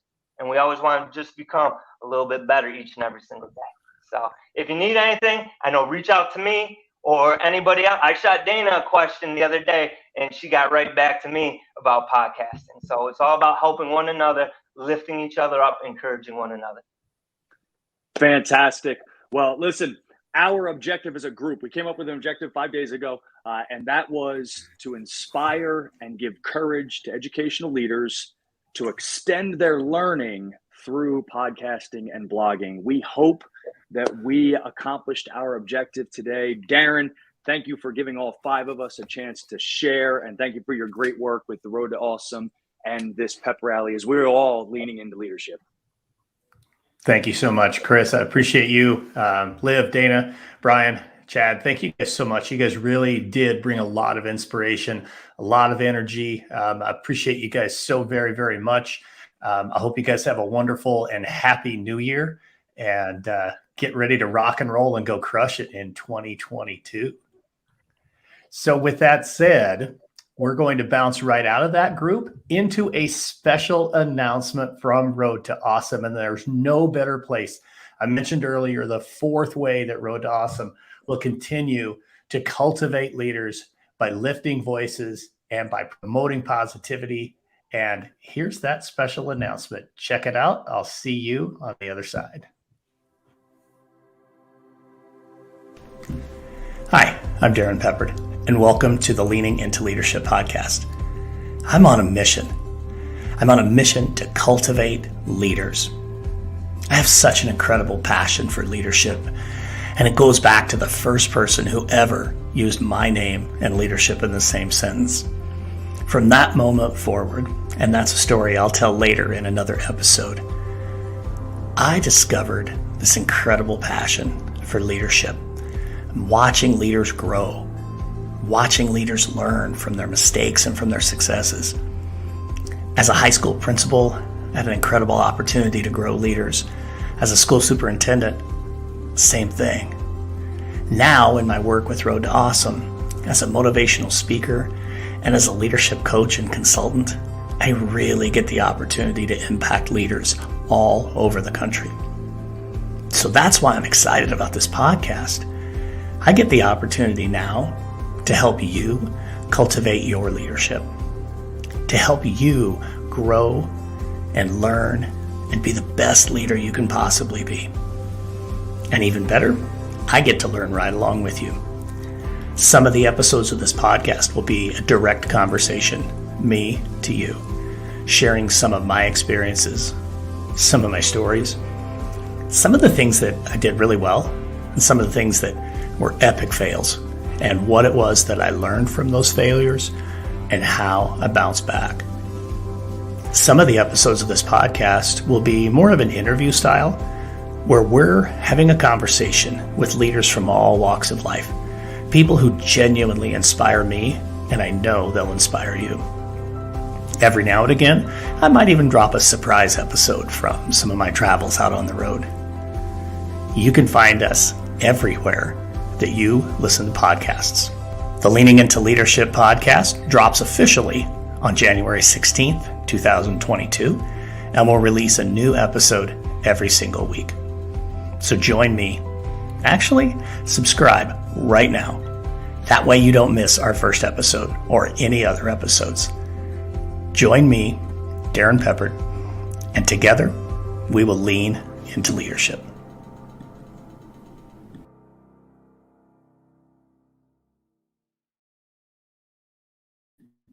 I'm just so super excited to announce that we'll be launching the podcast officially January 16th, 2022. The Leaning into Leadership podcast will go live. What you heard there is really just that's the clip from the trailer for our podcast. The trailer for the podcast went live this morning and is now out. And you can find that on all the different places that you find your podcasts. You can also go to the website for the show, which is right here. I'm just really super excited to be able to share different learning experiences as a leader, to learn from so many incredible people, and just to have another opportunity and another avenue to lift voices, to help other folks, and just to continue to promote positivity. To me, that's what it's all about. And I appreciate all you guys' feedback, and I'll look forward to your support as Leaning into Leadership launches January 16th. All right. With that said, we have a winner, and I have a quick shout out that I'd like to add before we jump into our 4 o'clock hour. Hard to believe we're already into our 4 o'clock hour, but man, time flies. First off, our winner from the third hour. We've got a trend here. Again, our winner has selected Elevate Your Vibe, the amazing, amazing planning tool from Lisa Tobin. And our winner this time from up in Massachusetts, Bobby French. Congratulations, Bobby. I'm super excited for you, and we'll get a copy of Elevate Your Vibe headed your direction. Now, hour number 4. Oh, my shout out. Sorry, I almost forgot. When we first decided to do this, when we were going forward with doing the Pep Rally, no idea how many people are going to be involved. You know, we've consistently been between 30 and 40 people live at any given time, at least what I see on my screen, which is awesome. But sometimes you never know the ripple effect that you might have when you do something like this. And you know, Brian talked about it with the podcasting. Actually, that whole group did. We actually got a message from somebody who's watching live in South Africa. It is midnight in South Africa right now. And Rainier Becker is watching us live. So Rainier, don't know if you'll be one of our prize winners or not. We still have one more drawing, but we wanted to give you a big shout out for staying up late in South Africa and joining us here for the Pep Rally, leaning into leadership. That is super, super cool. Whew. Okay, are you ready? Because now it's time to celebrate. It is time to buckle our seatbelts, because the next 4 people that are joining me in the room are, I know I can say this about everybody, but truly 4 people that I love with all of my heart. 4 of the most amazing, amazing leaders, people who just do things that are incredible for kids. They're part of my Justin's Renaissance family, which I'm so happy to share them with you. So I'm going to get them in here. We've got Melissa, and we've got Farah, and we've got Eric, and we've got Dan Hornick joining us all the way from Virginia. Oh my goodness, how are you guys doing? Doing great. Awesome. So much. Yeah. Doing great, Darren. Thank you. Right on. I'm excited for you guys to be here and be a part of this. I guess just to maybe, set the table for everybody for the rest of the hour, we're going to have this group talking for about 20 minutes about how do you really celebrate culture in your school. And then Bradley and Frank and I will be on for the Empower Happy Hour. I want to let you guys know we're a couple minutes behind, but don't fret. You guys go ahead and go your full 20 minutes. So it's 4:06 Eastern time. You guys have got a full 20 minutes. But folks, I'm going to tell you, when I come back in 19 minutes, you're going to say, wow, Darren, go away. We need to hear more from Melissa and Farah and Eric and Dan. So guys, thank you so much. Appreciate you guys. I will step out of your way and let you guys rock and roll Johnson's Renaissance style. Thanks so much, Darren. It's so great to be here with everyone. And like Darren said, we only have 20 minutes and it's going to fly by. So I'm going to jump right in with our first question. We structured our time around 3 different questions. Our first one was, how do we keep staff really positive and motivated to keep them in the right frame of mind to get through to the end of the school year? So Farah, maybe I'll throw it to you first to take this question.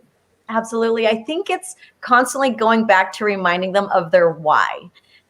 Sometimes, you have those cranky teachers and you wonder, do they even like children?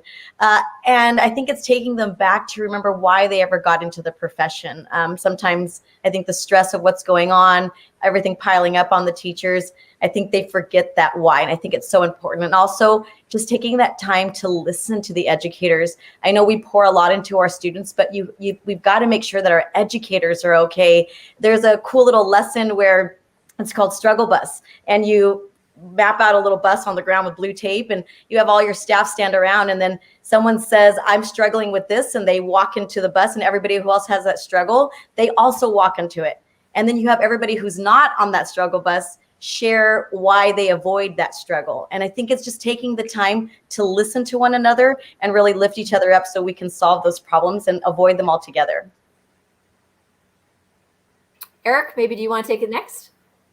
Yeah, sure, Farah, that was awesome. From an administrator's standpoint, it's really easy to sit in an office outside of the school buildings and forget about what's important. But coming back from the break, and we're coming back here real quick, it's it's so important that the visibility thing is there, and that as an admin, you are in the classrooms, you are having conversations with your faculty before, during, and after school. Just pop in and say, "Man, how you doing? How was your day?" They're going to have stories for you about so and so kid this and so and so kid that, and they just want to be heard and listened to. Kind of like what Ferris said, is just listening to your faculty and hearing how their break was and hearing how their day was, and that is so important right now. And as a Renaissance group, we are so blessed here at Kingman Academy that we have some amazing Renaissance leaders on our faculty, and they do a lot of little things for our staff throughout the school year. Little things like Thanksgiving, they pass us out to all the teachers and stuff like that, just to brighten their day, and don't forget about the little things, just tiny little things that can be done day after day, week after week, month after month. You don't need a holiday to do them. Just let staff know that you care about them, and that they're seen, they're heard, and they're loved. Yeah, Eric, that's so important that they're seen, heard, and loved. I know you're saying about the little things. Every month, our Renaissance team does birthday bags for any staff that have that, and the smiles that those little bags of just treats and little things that we have that we put in there, you wouldn't believe. Sometimes it makes their day. Dan, we'll go to you. What's your perspective on this? Hey, thanks, Melissa. Appreciate it. Eric, I'm going to piggyback right off of you. I have an acronym with AAA. I think you start with acknowledging, and I think that's what you're talking about as leaders, getting into the classrooms and speaking to the educators and the teachers in the building. Acknowledge that this is a transformational and a difficult time in education. Yes, it is difficult. It's really important to structure the conversation, to not allow that to be a crutch for excuse making, but it is important to acknowledge that we are in times that are very much different than what we probably signed up for. And then it's really important for my next day is to continue to affirm. And a lot of times it's reaffirm the importance of what we're doing and how important the job is of all of the faculty members, and that we're going back and we're doing this for kids and continuing to reaffirm that commitment. And it's really important for the third A for me is to adjust the thinking. The struggles of 2020 and 2021 are very well documented. We know them, but there are so many good things going on. And if you can adjust the thinking and reframe the thinking and bring home the importance of what we're doing as educators, that's going to help the teachers and your whole staff will be able to come back. It's hard to find some of the good right now. So that's really our job. So I really focus on trying to acknowledge where we stand, continue to affirm, and acknowledge our folks and adjust the thinking to go back to what's important, which is making a difference for our kids. Yeah, so true, Dan. And I think, we talk about the positives and finding that in anything that we can. And I believe it was Tom Cody said it earlier about how George Couros said, make the positives so loud that the negatives become hard to hear. And I feel that's, what, the four of us and many other educators are doing out there in their schools with their faculty and their students, just to try to make, their days brighter in any way that we can, because that's what we all need now. We need to find the joy in any way and spread that to each other, both students and staff. And leading right into that, so our second question was kind of on the same note, but with students. So what do we do to keep student morale up, and how do we get them in the right frame of mind? Dan, maybe we'll throw it to you for this one first. All right, sure. No, appreciate it. I think the one thing that we've tried to do in North Stafford, and I think a lot of buildings across the country try to focus on the relationships first, and the reintegration of students back into school, and knowing that they're not going to be exactly the same in the same place now as where we left off in March of 2020. So it's okay. And I really think it's important to take time to have the classroom, whether it's circles or whether it's just daily check-ins as far as how are you doing, where do you stand. Building those relationships are so much more important right now than they have ever been. And giving teachers the latitude to know that it's okay to spend that time and it's okay to move away from some of the standardization.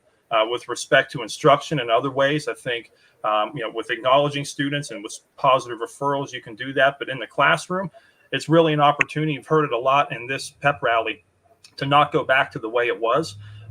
Get away from standardization, give kids the opportunities to create and explore There was a segment on literacy, which I'm a huge proponent of. I think literacy is critical thinking. I think literacy is how students explain their thoughts and their critical thinking. So I think by focusing on the relationships and just focusing on critical thinking and creativity in the classroom will really help build the student morale, and they'll want to come back to school because that's what's different than the screen, and that's what they really want.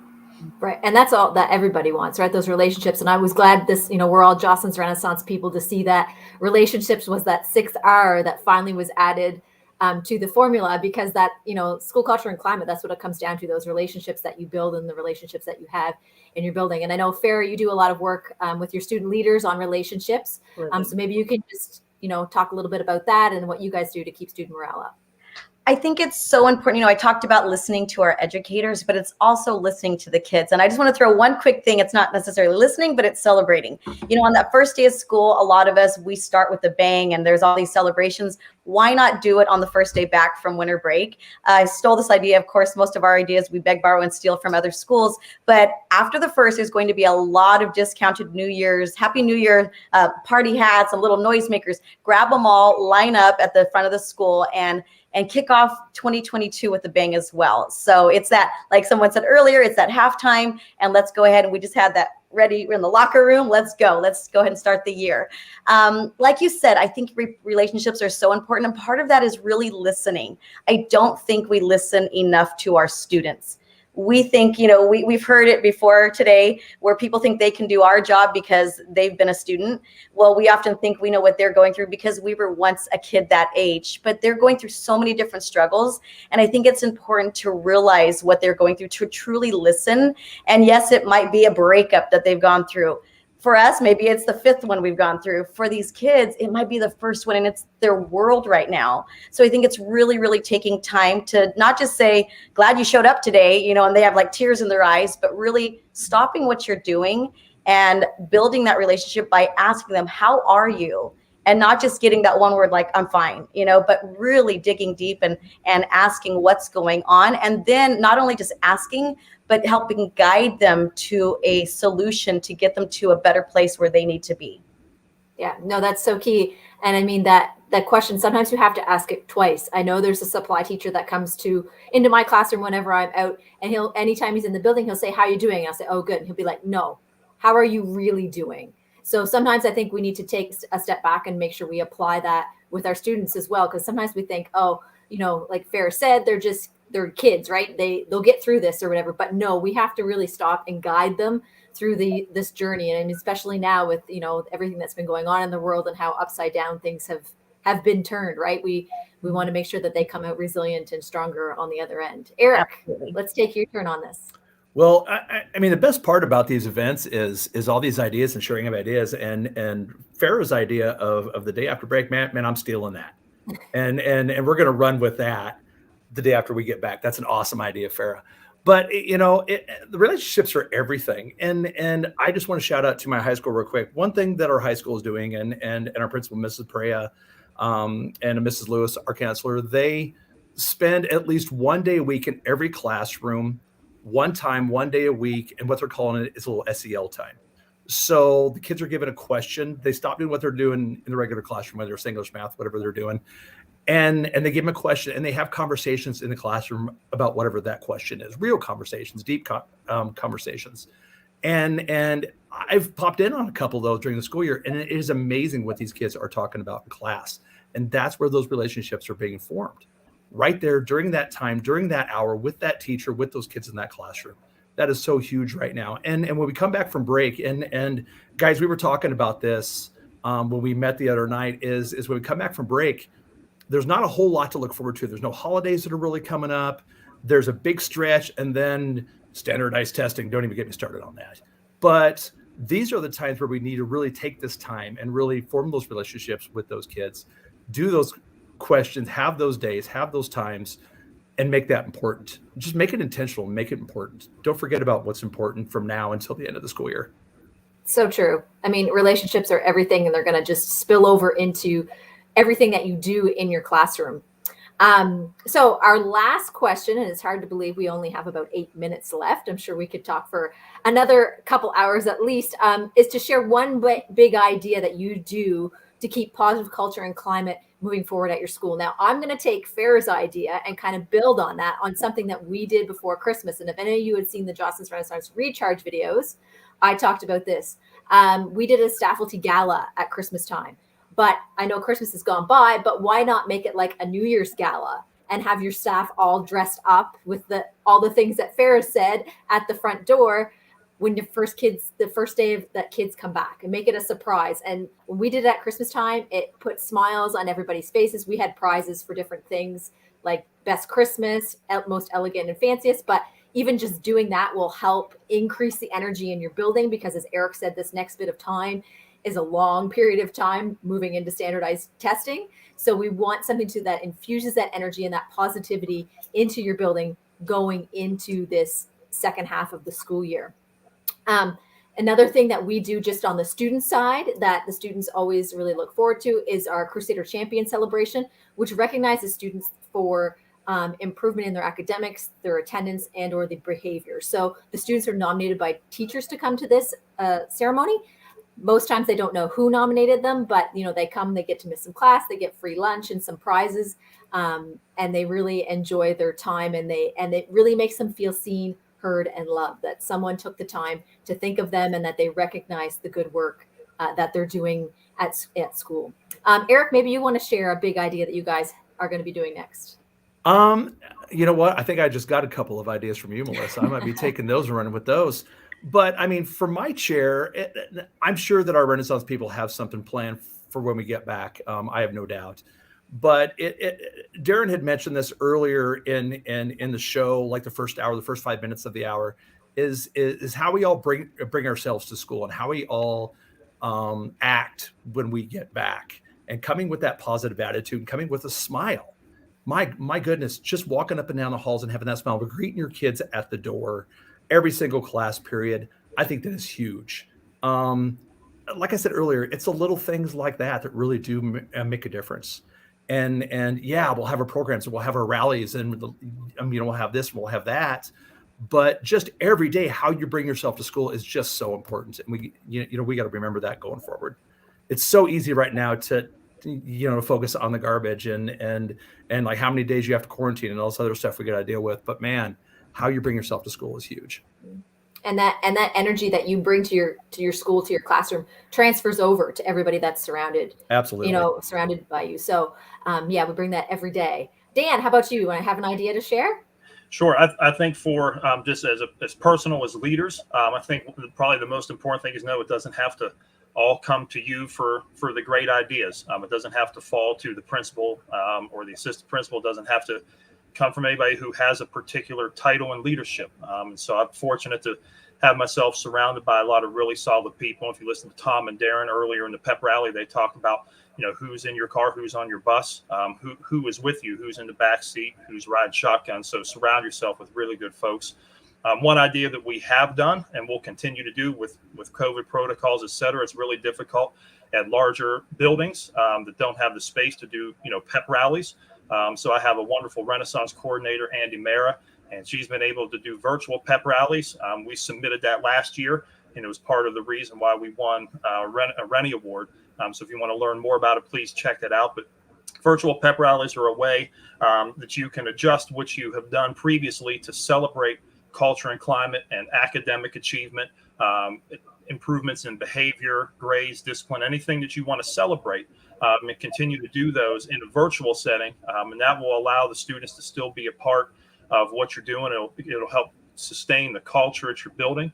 And it's a way to adjust a little bit what you've done before without losing that culture and climate. So I think virtual pep rallies are a really unique way to go to maintain that culture and climate in the current COVID reality. Yeah, Dan, and I think it's important that you mentioned that about making it a virtual pep rally. With anything COVID has taught us at our school is that, and probably a lot of people, that it's a good time to make a change. And some of these changes that have come about from the different things that we would traditionally do are going to stay because they make what we do and how we recognize and appreciate better, and makes it more accessible to everybody. Farah, do you have an idea that you would like to share? I do. I'm actually going to share quickly 3. One is just for your staff. I think sometimes we get so caught up in them being our coworkers and we don't get to know them on a personal level. So what if you opened every staff meeting with a staff show and tell? And you do this from now until the end of the school year and have someone get up and share a talent or a hobby that they have with the rest of the staff. Just take 5 minutes out. You're going to start making more connections. And I think it's important that we get to share who we are as individuals, not just the educator in the classroom. Second one would be for your students. Family Fridays. I do this in all of my classes, whether it's my leadership room, my AVID classroom, or my drama class. And we stop what we're doing. I think we get so caught up in the curriculum. And I know it's easier for me to say as an elective teacher, but you can still incorporate this at the beginning of your class on a Friday. Every Friday is all about team building, whether we are watching The Harbor by Jostens Renaissance, or we are doing some character strong lessons, or we are just doing some sort of team building activity. But stop the busy work and just build the relationships in your classroom. It is my favorite day of the week. The kids are always so excited to share this. The last one, totally stole this idea from Rock Hill High School in Texas. I happened to be over there with PC and some friends and presenting, and they do something. It is so simple. And what it is, it's a little like postcard, and they have it in their library. And you can fill it out and drop it in a box. And every morning in the daily announcements, it says, "You rock," and it's a shout out. And so what it is I read them and then they post them on the wall for the month. And at the end of the month, they start pulling them down and they replace them with new ones. And I started reading all of them. And it was like, just want to thank my teacher for helping to tutor me after school. Just want to say thanks to my mom who rocks and she makes me my lunch every day. I want to say thanks to Tammy for being my best friend and always being there for me. It was anything and everything, whether it was academic or personal. And instead of waiting for those big rallies, which I absolutely love as a Renaissance advisor, at the quarter, why not just do those little daily shout outs every single morning in the morning announcements? So simple, totally stealing it. Thank you, Rock Hill High School in Texas, for letting me steal that idea from you. That's so awesome. Thanks, Farah. Guys, this has been awesome. I think I've jotted down a few ideas myself for school, especially love that show and tell, Farah, for the staff meeting. That's awesome. And, thank you to Darren for putting this all together. It's been an amazing day, and I'm sure looking forward to the Empower happy hour, for the last little bit. Always brings the inspiration. And thanks to Farah and Dan and Eric for sharing this time with me. I always learn so much from you guys. Thank you, guys. And thank you, Melissa, for running all of this for us. Yeah, you guys are amazing. I appreciate you guys so much. We talked about it the other day, but yeah, you guys, each one of you fill my heart so much every time I get a chance to talk with you or spend some time around you. So thank you guys so very, very much for being a part of it, for being a part of my life, and Happy New Year to the 4 of you. And Dan, I'll see you very soon. Yes, sir. I'll see you soon, buddy. Thanks a lot, Darren. Appreciate the opportunity. Thanks, Darren. Thank you, everyone. Take care. Right on. We'll be right back.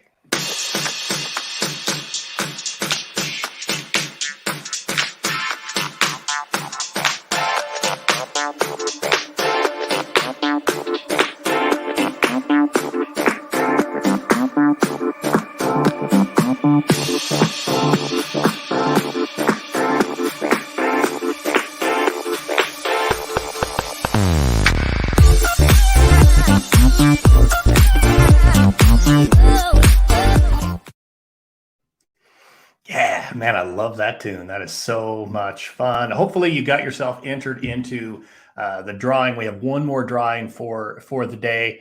To be honest with you, we've done a book each session, which has been incredible. But this last drawing, you're going to have an opportunity to win a book and one of these incredible new Road to Awesome shirts.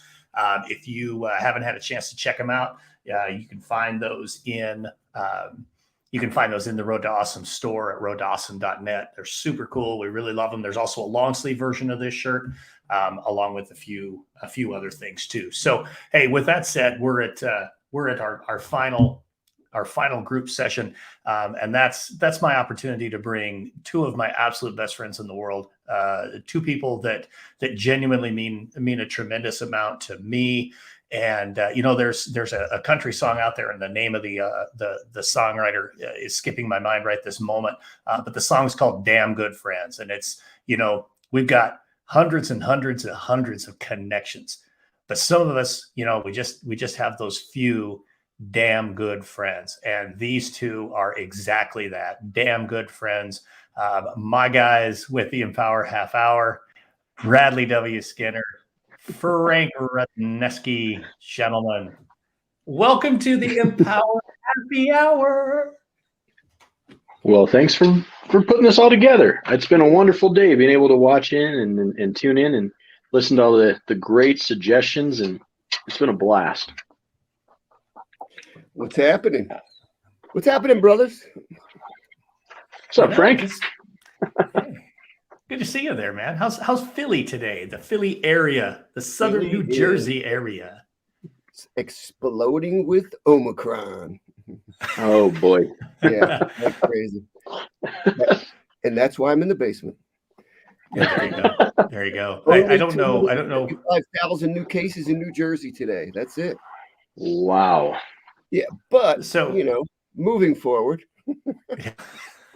So I got to say this. I don't know which news station you guys watch, and it's not relevant, but we were watching the CBS Morning News the other day, and they shared. It's a viral TikTok video. A guy has taken the song "Caribbean Queen" and redone it as Omicron Queen. So if you haven't seen the Omicron Queen TikTok video, it is absolutely worth your time, and you won't be able to keep that song out of your head. I mean, it'll just be there forever. So I will have to check that one out. I will definitely not check it out. It's the last thing I you won't be there, huh? Yeah, right on. Oh my goodness. So it's the Empower Happy Hour, and here we are closing it out. We're going into the final half hour of the show. We'll probably go up until about 10 or 12 10 or 8 minutes before the hour, somewhere in there, maybe even up to the 5-minute mark, whatever. It's just cutting into my closing remarks. So whatever, let's the three of us have a little bit of fun. And one thing that we had talked about for today and what we wanted to do with the Empower Happy Hour is just to raise a glass. I mean, it's happy hour, it's the end of the year, and it's just a good time for us to raise a glass and say cheers. So gentlemen, to you, cheers. And to you. Salute. Salute. All right. So what's on your mind, fellas? We don't have a big script for today's show, which for those people who don't normally watch the Empower Half Hour, you'll know, or if you don't watch, you don't know this, but we will bring somebody in and we'll have kind of a skeleton outline, but we just start talking. So I know we wanted to just celebrate folks. So here we go. Right on. What do you got, fellas? Well, I'll tell you what I have. First of all, did you say there wasn't much of a script? Because maybe I didn't get the not much of a script. Meaning I have no Okay, there's no script. I do have a deck of cards. Oh, do we get there we go. Do we get a magic trick from Frank? Let me know. That is a special event. As the anticipation builds, at the end of this session, I will be able to show you as many card tricks as you like. One quick one. But I would like that. Hey man. Yes. And make it known that I included magician in your bio specifically for this event. So. I see it. Why wouldn't you? That kind of catapulted me. Being a magician actually is one of the things that catapulted me into becoming an educator, because how close are they? Take any word associated with magician. That same word can also be used and associated with teacher, right or wrong. Go ahead, name one. Magician, mysterious. Wow, teachers, we're mysterious. Anything else? Go ahead, name one. Name a word associated with magician. Performer. Disappear. Hello? Oh. We have all that. Yeah. Without question. Oh my gosh, that's hilarious right there. And it's true. It is very true. Let's be honest. I mean, the work that educators are doing, not just now, but even before the pandemic, but I mean, the work that happens, and we've heard so many great things today during this 4-hour event of just the magic people do in their classrooms, leading their schools, leading their districts, and overcoming all this other stuff that's out there to just simply do what's best for kids and do as many things as they can on behalf of kids. And that truly, Frank, that is magic right there, what they are doing. So I would agree with you, man. Magician and teacher, absolute parallels. You see, one of the things too, when I became a professional magician, those of you that don't know me out there, which probably everybody knows me out there, right? 5, 6, 7, 8, 9 million that are viewing this. But before I became a professional educator, I was a professional magician. And one of the things I did was research. I had the passion. I went out there and looked for the best ways of performing a magic trick and the best pattern.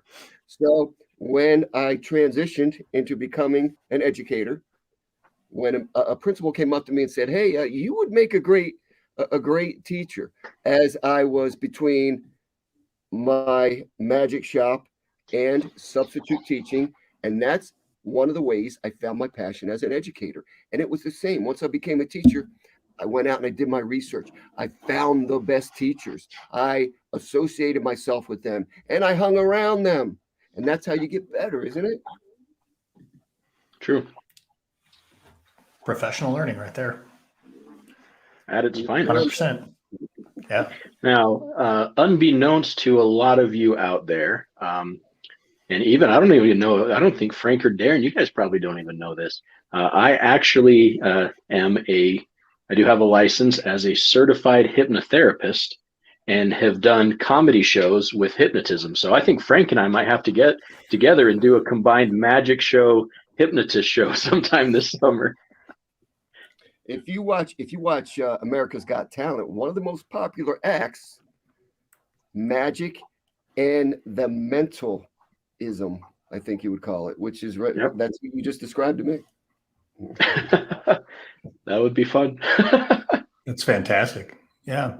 And see, and that's why you were always so good, or still are, so good in front of your kids in the classroom, man. You mesmerize them. You pretty much, you hypnotize them with your incredible words and your incredible knowledge. So that's excellent stuff. I did not know that about you.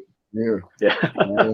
Well, for me, what I want to raise a glass to, I was hoping to be able to have a special guest join in today, but I said she had some technical difficulties and wasn't able to join on. But as we look back at the Empower Half Hour, we've done, I think, almost 80 episodes. That's nearly 100 guests that we've had on the show during that time. And as incredible as that's been to be able to talk to these educators, fellow leaders in their own buildings and in the work that they're doing. And I've learned a great deal. But the one person that we haven't had as a guest on the show that I want to celebrate is actually the person that had a huge influence on me becoming an actor, a director, even an educator. And that was my own high school theater director. And Elaine Street was just a huge influence, not only in my life, but in the lives of, just thousands of students. And as we always talk about on the Empower Half Hours, the importance of relationships. And that's where I really learned that from. The way that she connected with students, supported, cared for, and just made sure that every student was able to have a voice, whether in the classroom or on the stage. And she created that environment that just allowed us to be us, to bring those uniquenesses into the classroom and onto the stage and to celebrate it. And that was such an important thing for me as a kid who didn't really know what to do with his life, that didn't know what direction I was going in. And it really was when she said, "Hey, you have a talent here. And it's something that you really should explore. Don't just cast it aside. Don't look at it as just something that you did in high school." She's like, "You really need to look at this as something that you can share with others and you can help make a difference." And I never thought about really continuing in acting or directing, or especially in education, had I not had that insight from an educator that saw something in me that I didn't see in myself. So, Elaine Street, love you. Cheers. It's a really powerful story, man. I think we can all probably look back at those moments through our life that maybe guided us on the path that we're on and have put us in the place where we are. Um, I'm one of those people that does not have, when people ask the question, you're in a room and there's a keynote speaker or somebody at PD or whatever, and they ask, or they put on Facebook, hey, everybody can remember that favorite teacher. I beg to differ because that's not always true. I had a lot of great teachers, don't get me wrong, but I didn't have that one teacher that truly, truly made a difference for me. But I did have a teacher when I was a high school student, an English teacher. I had him as a sophomore, and then I had him again as a senior. And it was kind of interesting because I got the opportunity to I guess, kind of call him on something that had come up when I was a sophomore. His name is Ray Bender. And I remember Ray saying to us, as in my sophomore composition class, well, most of you, he was kind of that negative guy, most of you, when you go to college, you're just going to flunk out, and girls, you're going to go get your MRS degree. And I don't think any one of you are ultimately going to make it and be successful. And I had him again as a senior for research paper. And in this particular class, we wrote a lot of research papers, not a big surprise there, but he really challenged us in a lot of different ways. And he pushed me to be a better writer. What I really appreciated about him was he said that same thing again when we were seniors, again, I don't think you're going to make it in college. I don't think, girls, you're just going to go find a husband. I mean, that's what you're going to do. And, but I stuck with that, and that continued to stay in my mind. And I will tell you, for those who don't know this part of my story, I actually did drop out of college after one semester, or 2 semesters rather. I stepped away. I was not being successful. I wasn't ready to be successful, and I didn't know what I was passionate about. But when I found that, and I went back and I chose to pursue a life in education, one of the first people that I sent a message to when I graduated, I sent a graduation announcement to Ray Bender. And I'll never forget, he sent me a letter and he said, finally somebody called me on that. He's like, it was never meant to be, I don't believe in you. It was I want you to be motivated. I want you to go and prove me wrong. And so when I had that opportunity to have that conversation with Ray, it really meant a lot to me. And I know it meant a lot to him. As educators, we impact a lot of lives, and sometimes we don't realize it. And sometimes it's many, many years later before we really discover it. But, in that particular case, he really made a difference for me. And so, again, I won't say I have that one who was truly the big impact, but Ray Bender is one that I want to mention today. So to Ray, if you're out there somewhere, here's to you, man. Thank you so much.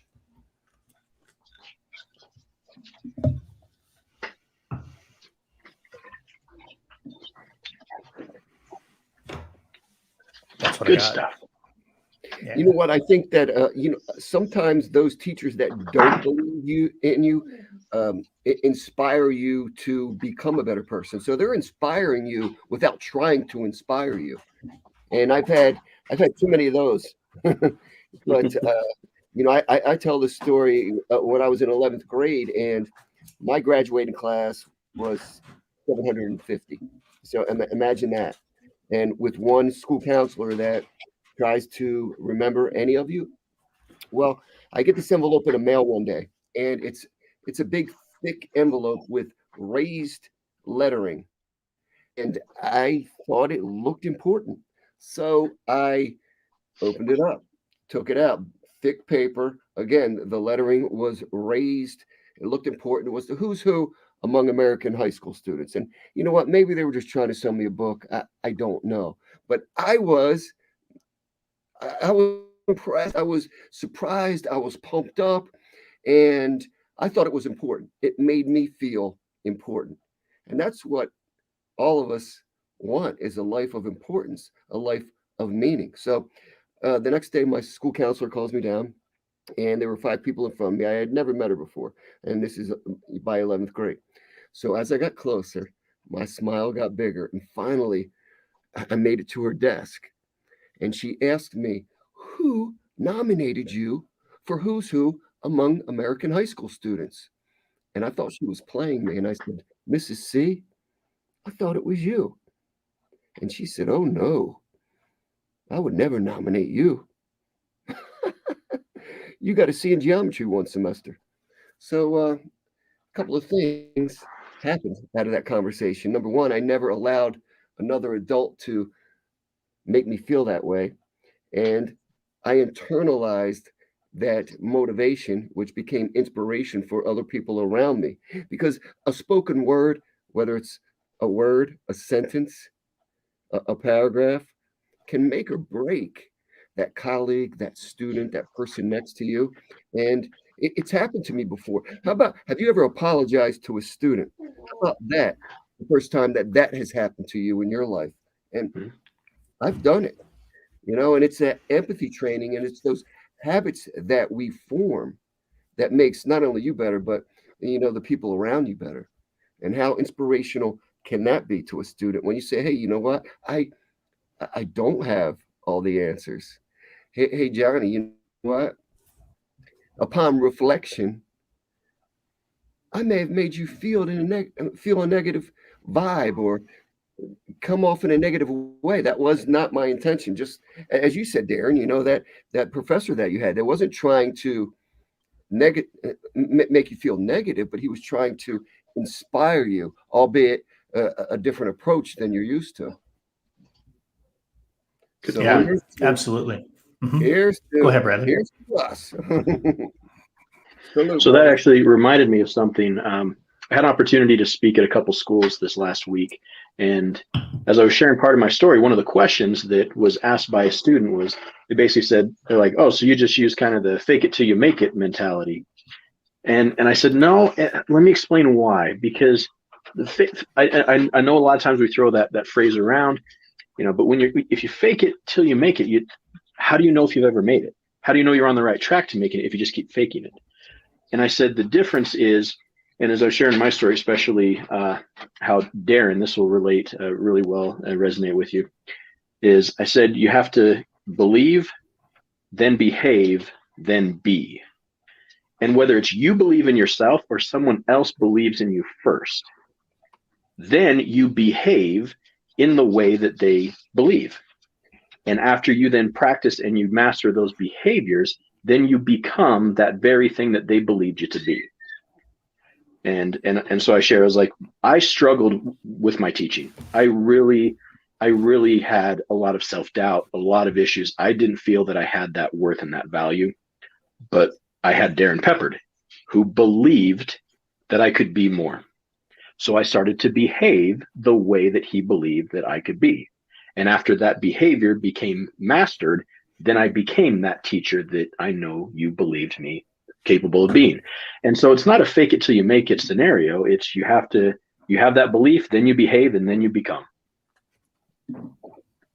Absolutely. Well, and I think, over time, we want to believe and we hope and we see it, certainly with the teachers that we get to interact with, that those old mindsets, like that English teacher that I had. And I can't say he made that great impact on me, because the words that he said, I still find deplorable. But okay, that was a motivator. I get that. But I really believe now, much more than maybe, 20, 30, 40, 50 years ago, teachers truly do value that relationship first. Now, I know we still have some that maybe are a little slow to the party, but more and more that we talk with, we know they believe so much in the value of those relationships. And man, it's so critical to be smart about what we're saying. It's critical that we remember, and I've worked with people who have done this both ways as leaders. When somebody falls down, you can keep them down, or you can reach a hand down. Which direction are you going to go? Are you going to lift a hand down and lift them up, or are you going to hold them down? I mean, that to me is what this is all about.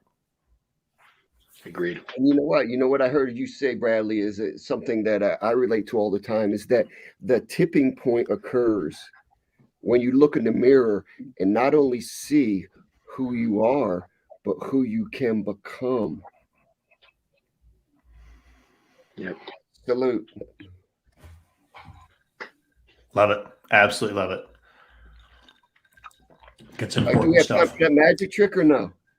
Absolutely. Let's I'd do a love to see magic it. trick real quick. Let's do this. Yeah. You've come put the on, hook man. out there. We have to have it. Let's go. All right. Now I know you're going to think this is pre-planned, and it is because it's magic.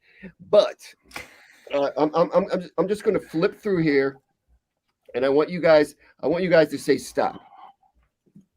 Let me give myself some room. All right, so I'm flipping I'll through let you here. call it, Darren. You got to say Okay. stop before I run out of cards. Just say stop. Okay, so are you sure? I can keep going. Yeah, I'm positive. No, I said stop. I mean it. I don't know what this card is, but I'm going to find out now. Neither do we. Okay, now we do. No. All right. Can you see it? Yeah, we got it. Yeah. Uh-huh. What's it look like? 7 of clubs? Yep. It does look like the Okay, 7 now, of clubs, yeah. Wouldn't it be great? Wouldn't it be great if I take that 7 of clubs, stick it in this wallet, and the card is going to turn into half of the 7 of clubs? Would that be impressive? Yes. I mean, Yeah, I it absolutely would just be. go like that, but that wouldn't have been impressive. But if I go like this, now this, my friends, will be impressive. What? Huh? That is impressive right there. It's impressive that I even had a card like a 3.5 of clubs. Yeah. Yeah. All right. Well, hey, Yeah. don't wonder. Yeah. Just enjoy. What? I will To tell you Frank. there have been times, to you, absolutely. There have been times, playing 21 when I could have used a 3.5. So, you gotta let me know where you buy that deck. That's outstanding. All right. So fellas, the way we always wrap up our show, of course, is with our final thoughts. So I'd love to hear final thoughts from each of you guys, and then I will wrap up the entire day with my final thoughts, and then we have one more winner to share out. So final thoughts, and I'm gonna go with Bradley. You're up first. Wonderful. I'll keep it short and sweet. I know as amazing educators as everybody that's on this and is watching right now as you are, my word of advice for 2022 is don't worry so much about trying to be interesting to your students. Just go out and be more interested in your students. Boom. That's outstanding right there. Bam. This is what I've always believed in, is that, as I was listening to some of the other sessions and I heard people say a lot of different things that were amazing, that are amazing as we move forward. But the proactive approach and some things that you were saying, you used before this thing called the pandemic, and you will continue to use after this thing called the pandemic. Control what you can control. I woke up this morning, my feet hit the floor, personal victory. And it's also a personal victory to all of you out there, because sometimes that second step gets stuck in cement. But you've got this. And the reason you've got this is not only because you're amazing, but because you're PLN. These people that you just listen to all day and will continue to network with are amazing. And happiness is a movement, not a moment. Peace and love always win. Gentlemen, thank you guys so very much. I appreciate you guys. Happy New Year. Talk soon. Have a road to awesome New Year, my friends. You as well. All right. So with that, I guess it's time for my final thoughts. And what an incredible day this has been, and what a wonderful way to wrap up a 4-hour event with Bradley and with Frank, and talking about some of the incredible things that educators do, the love that they bring each and every day to what they do, and the impact, honestly, that you make for kids. I'm compelled to think about just exactly that educators matter. And in a year that has honestly been not what we expected, I think most of us, when we turn the calendar to 2021, we're like, oh, okay, 2020 is behind us and we're going to move forward. At least, when we went back to school in the fall of 2020, we knew it wasn't going to be very good. We figured it was going to be about a 3, and maybe we got a 4, but it still wasn't that great. And we dealt with quarantines, we dealt with masks, and we dealt with remote learning and just all of those things. And we were exhausted when the year ended. And then, when we went back to school in the fall of 21, I'm sure the belief and the feeling was, okay, this year's going to be better. We're closer to normal. And I think we were probably expecting like a 7 or an 8, and we still got a 6. It's better than what we had a year ago, but it doesn't feel like it. And a lot of why it doesn't feel like it is just simply because of expectations. It's simply because we have been worn out. We've been run over. We haven't been appreciated. Well, I hope that you take away from today just how much love and appreciation there really is for educators everywhere. You all matter. Those of you who have been in the profession for a long time, you heard some great stories today, but let's be honest, you have those stories too. Each and every one of you, you have those stories. You have that bamboo. You guys know the story about bamboo. It takes 5 years for bamboo to even shoot up out of the ground. There's so much work that goes into creating that plant that it takes 5 years before you finally see something. But in 6 weeks, it can grow, wham, up to 8 feet. Why? Because of a lot of intentional work and a lot of intentional effort. And that is exactly what you've done. And that bamboo you get are those stories from later on when the kid comes and sees you or says, hey, let's go have lunch, or pops back into your classroom. Or you get a message on Facebook from them 15 years after you had them in your classroom. I had that last summer. That bamboo, folks, we got to share that with our early career teachers right now, because right now our early career teachers are hanging on by a thread. I know you're hanging on by a thread. We got to reach a hand down. Let's lift them up. Let's share that bamboo with them. Keep them engaged. Keep them moving forward. Our profession is way too important to lose those folks. That's all there is to it. I got to say thank you for everything today. Thank you for being a part of this event. What an incredible event this has been. We've had some amazing educators share some incredible tips and passions and thoughts. And I really, truly appreciate each and every one of you. Now, before we go, of course, we still have one more prize winner. And the prize this time is choice of book, but also one of these awesome new Road to Awesome t-shirts. If you saw the shirt today and you're like, man, I got to get me some of that swag, go to roadtoawesome.net, click on shop, get going on it. There's these short sleeve shirts. There's also a long sleeve version of this shirt. We would love to have you rocking some of our RTA swag and sharing some of that out. Now, our winner is Christy Christensen. Christy wins not only a t-shirt, but her choice of book. And her choice of book, is Road to Awesome. Empower, Lead, Change the Game. So Christy, I'll be happy to autograph that and get that sent your direction. Folks, I really, I just can't say it enough. Thank you to everybody who's involved in this event. Thank you again to Jess and to Liz, the amount of work they have poured into this event to have us where we were able to go live this morning, to continue on through this entire stretch of time has been absolutely remarkable. Their work behind the scenes, monitoring the chats, checking in on the winners and keeping an eye on everything that was happening there is just incredible. And I'm telling you, the three of us are going to head out to dinner and go have a good time. So I appreciate everybody. Thank you so much. If there's anything that you came across today and you're like, hey, I want to know more, don't hesitate to reach out, give me a shout. You can reach me on the website. Just go to roadtoawesome.net and click contact us. You can email me at darrenmpeppered@roadtoawesome.net. And of course, you can DM me at Darren M. Peppered right there on the screen. I would love to connect with you, would love to learn more about what's happening in your school and your community, and would love to continue to see you make your way down the road to awesome. Everybody have a wonderful, happy new year. Have an incredible 2022. This is the year, folks. This is the year. Thank you so much for being a part of our event. Have a wonderful, happy new year.